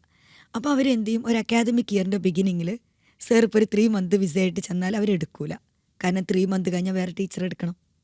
അപ്പോൾ ഒരു മിനിമം 10 month ആണല്ലോ ഒരു അക്കാദമിക് ഇയർ വരുന്നത്. സോ അവർ ചെയ്യേണ്ട ഒരു മിനിമം 10 month ഒരു വർക്ക് വിസ എടുത്തിട്ട് വരിക. പിന്നെ അവരുടെ പെർഫോമൻസ് കാര്യങ്ങളൊക്കെ ഓക്കെ ആണെങ്കിൽ അവർക്ക് സ്കൂളിലേക്ക് ട്രാൻസ്ഫർ കിട്ടും. പക്ഷേ ഞാനും മെയിൽ ടീച്ചേഴ്സിൻ്റെ അടുത്ത് പറയാറുണ്ട്, ഫസ്റ്റ് 1 year ട്രാൻസ്ഫർ ചെയ്യാതെ തന്നെ വർക്ക് ചെയ്യുക. അങ്ങനെ ആകുമ്പോൾ അവർക്ക് വേറൊരു സ്കൂളൊക്കെ കണ്ടെത്തിയിട്ട് ഒരു ബെറ്റർ പോസ്റ്റിലേക്കൊക്കെ മാറണമെങ്കിൽ സ്വന്തം ഒരു വർക്ക് വിസയിൽ വർക്ക് ചെയ്യുന്നതായിരിക്കും. ഓക്കെ, അതുപോലെ ഇപ്പോൾ മെയിൽ ടീച്ചേഴ്സിൻ്റെ കാര്യം പറഞ്ഞപ്പോൾ മെയിൽ ടീച്ചേഴ്സിൽ മെജോറിറ്റി ഞാൻ കാണുന്നത് അറബിക് ലാംഗ്വേജിന് നല്ല എക്സ്പേർട്ട് ആയിട്ടുള്ള ടീച്ചേഴ്സ് ആയിരിക്കും. അപ്പോൾ അവർക്ക് ഈ അറബ് രാജ്യങ്ങളിൽ ഇവർക്ക് എത്രത്തോളം സാധ്യതകളുണ്ട്? അറബ് രാജ്യങ്ങൾ അറിയാലോ, അവിടുത്തെ ഒരു അവരുടെ പിന്നെ ലാംഗ്വേജ് ആണ് അറബ് അറിയുന്നവർക്ക് എന്തായാലും അവർക്ക് എപ്പോഴും എന്താണ് പ്രിഫറൻസ് കൊടുക്കും. എന്നാൽ ഇതിൽ തന്നെ അറബിക് ഡിഗ്രി എടുത്ത ടീച്ചേഴ്സ് എൻ്റെ അടുത്ത് ചോദിക്കാറുണ്ട് അവരുടെ ഒരു ഓപ്പർച്യൂണിറ്റീസ്. നമ്മുടെ ഇന്ത്യൻ സ്കൂളുകളിലാണെങ്കിൽ അവർക്ക് അറബിക് ടീച്ചേഴ്സായിട്ട് വർക്ക് ചെയ്യാൻ പറ്റും. എന്നാൽ അതല്ലാത്ത ബ്രിട്ടീഷ് അമേരിക്കൻ സ്കൂളുകളിൽ അറബിക് ടീച്ചേഴ്സ്, ഖുറാൻ ടീച്ചേഴ്സൊക്കെ ആയിട്ട് അവർ അറബ്സിനെ തന്നെയാണ് പ്രിഫർ ചെയ്യാറുള്ളത്. എന്നാൽ റിമോട്ട് ഏരിയയിലൊക്കെ, ടൗണുകളല്ലാത്ത റിമോട്ട് ഏരിയയിലൊക്കെ നമ്മുടെ ഇതുപോലെ അറബിക് ടീച്ചേഴ്സിനെ എടുക്കാറുണ്ട്. എന്നാൽ അറബിക് ടീച്ചേഴ്സ് ടെൻഷൻ അടിക്കാൻ വരട്ടെ, അവർക്ക് വേറെ ഓപ്പർച്യൂണിറ്റീസ് ഉണ്ട്. അവർക്ക് ഇതുപോലെ Islamic studies, Saudi Arabian culture, അതുപോലെ ആ ഒരു നാടിൻ്റെതായിട്ടുള്ള കൾച്ചർ ആയിട്ടുള്ള സബ്ജക്റ്റുകൾ, ഹിസ്റ്ററികൾ പഠിപ്പിക്കാൻ പറ്റും. സോഷ്യൽ, തിയറി സബ്ജക്റ്റുകൾ, കമ്പ്യൂട്ടർ സബ്ജക്റ്റ്, ഇതെല്ലാം അവർക്ക് പഠിപ്പിക്കാൻ പറ്റും. അറബിക് ലാംഗ്വേജിൽ തന്നെ പഠിപ്പിക്കാൻ പറ്റും. അറബിക് ലാംഗ്വേജിലും പഠിപ്പിക്കാൻ പറ്റും. പക്ഷേ ഇൻ്റർനാഷണൽ സ്കൂളിൽ ഇംഗ്ലീഷ് അറിയുന്നവരാണെങ്കിൽ അറബിക് അവരുടെ നാഷണൽ സെക്ഷനിലേക്കാണ് അവരധികം ആ നാഷണാലിറ്റിയിലുള്ളവരെ തന്നെയാണ് പ്രിഫർ ചെയ്യുക. അതല്ലാതെ ഇവർക്ക് ഇത് ഫോക്കസ് ചെയ്യാം. ഇംഗ്ലീഷ് അറിയുന്നൊരു ടീച്ചറാണെങ്കിൽ ഇസ്ലാമിക് സ്റ്റഡീസൊക്കെ നല്ല സാലറിയാണ്. അതുപോലെ സോഷ്യൽ, എൻവയോൺമെൻറ്റൽ സയൻസ്, പിന്നെ വേറെ സബ്ജക്റ്റ് ഉണ്ട് ഗ്ലോബൽ പെർസ്പെക്റ്റീവ്. അതെല്ലാം ഡിഗ്രി എടുത്തവർക്കും അതും കൂടെ അറിയുകയാണെങ്കിൽ എന്താണെന്ന് വെച്ചാൽ അവർക്ക് അതിലും ഓപ്പർച്യൂണിറ്റി വരുന്നുണ്ട്. മാം, ഒരുപാട് പേരെ ഇൻ്റർനാഷണൽ സ്കൂളുകളിലേക്ക് കൈപ്പിടിച്ച് ഉയർത്തി പോയിട്ടുള്ള ഒരാളാണ്. ഒരുപാട് ബെനിഫിറ്റ്സിനെ എനിക്ക് തന്നെ അറിയാൻ പറ്റുന്ന ഒരുപാട് ആളുകളുണ്ട്. അപ്പോൾ ഒരു ഇൻ്റർനാഷണൽ ജോബ് സ്വപ്നം കാണുന്ന, ഒരു ടീച്ചിങ് ജോബ് സ്വപ്നം കാണുന്ന മലയാളി സമൂഹത്തോട് മാഡത്തിന് എന്താണ് പറയാനുള്ളത്? നമ്മുടെ ടീച്ചേഴ്സിനോട് എനിക്ക് പറയാനുള്ളത്, ഞാൻ പൊതുവേ എൻ്റെ ടീച്ചേഴ്സിനോട് പറയാണ്ട് എനിക്ക് പറ്റുമെങ്കിൽ എന്ത് കൊണ്ട് നിങ്ങൾക്ക് പറ്റില്ല.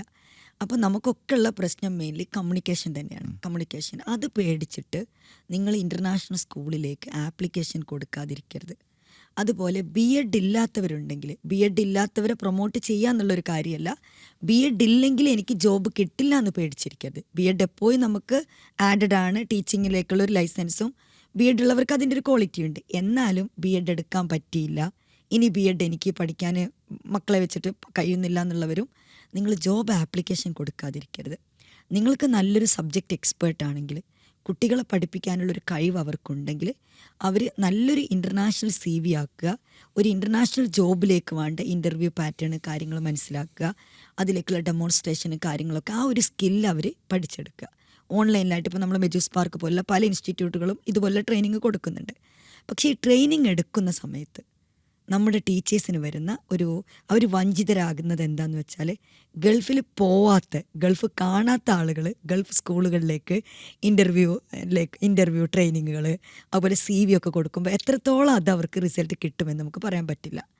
അതുകൊണ്ട് നമ്മൾ മലയാളി ടീച്ചേഴ്സ്, നമ്മൾ സ്കിൽ ബേസ്ഡ് ആയിട്ടുള്ള എന്ത് കോഴ്സ് എടുക്കുമ്പോഴും നിങ്ങൾ അത് ആ ഒരു ട്രെയിനിങ് തരുന്ന ആളെക്കുറിച്ച് മനസ്സിലാക്കുക, അവരുടെ ഒരു പ്രൊഫൈല്. അവർ ആ ഒരു ജേണിയിലൂടെ പോയവരാണെങ്കിൽ നിങ്ങൾക്കൊന്നും കൂടി ഈസി ആയിരിക്കും. അവർ പറയുന്ന അതേ കാര്യം നിങ്ങൾക്ക് ഫോളോ ചെയ്താൽ പെട്ടെന്ന് ജോബ് കിട്ടാൻ പറ്റും. അതല്ലാതെ PhD എടുത്തിട്ടുള്ള ഒരാൾ, അത് ട്രെയിനിങ് തരുന്ന ആളുകളുടെ ക്വാളിഫിക്കേഷൻ എന്നതിനേക്കാളും അവരുടെ എക്സ്പീരിയൻസ്, ആ ഏരിയ ആയിട്ട് എക്സ്പേർട്ട് ആണോ നോക്കിയിട്ട് വേണം നിങ്ങൾ ട്രെയിനിങ് എടുക്കാൻ. അതുപോലെ നാട്ടിലിരുന്നു കൊണ്ട് ഇൻ്റർനാഷണൽ സ്കൂളിലേക്ക് നമുക്ക് ആപ്ലിക്കേഷൻ കൊടുക്കാൻ പറ്റും. ഇതുപോലെ സ്കൂളുകൾ നിങ്ങൾ സെർച്ച് ചെയ്യുക, നിങ്ങളുടെ CV ആപ്ലിക്കേഷൻ കൊടുക്കുക, നല്ല കോൺഫിഡൻ്റ് ആയിട്ട് തന്നെ ഇൻ്റർവ്യൂ അറ്റൻഡ് ചെയ്യുക. എന്നിട്ട് നിങ്ങൾക്ക് നിങ്ങളുടെ വീട്ടിലേക്ക് നിങ്ങൾക്ക് വിസ ടിക്കറ്റ് എല്ലാം ഫ്രീ ആയിട്ട് കിട്ടും.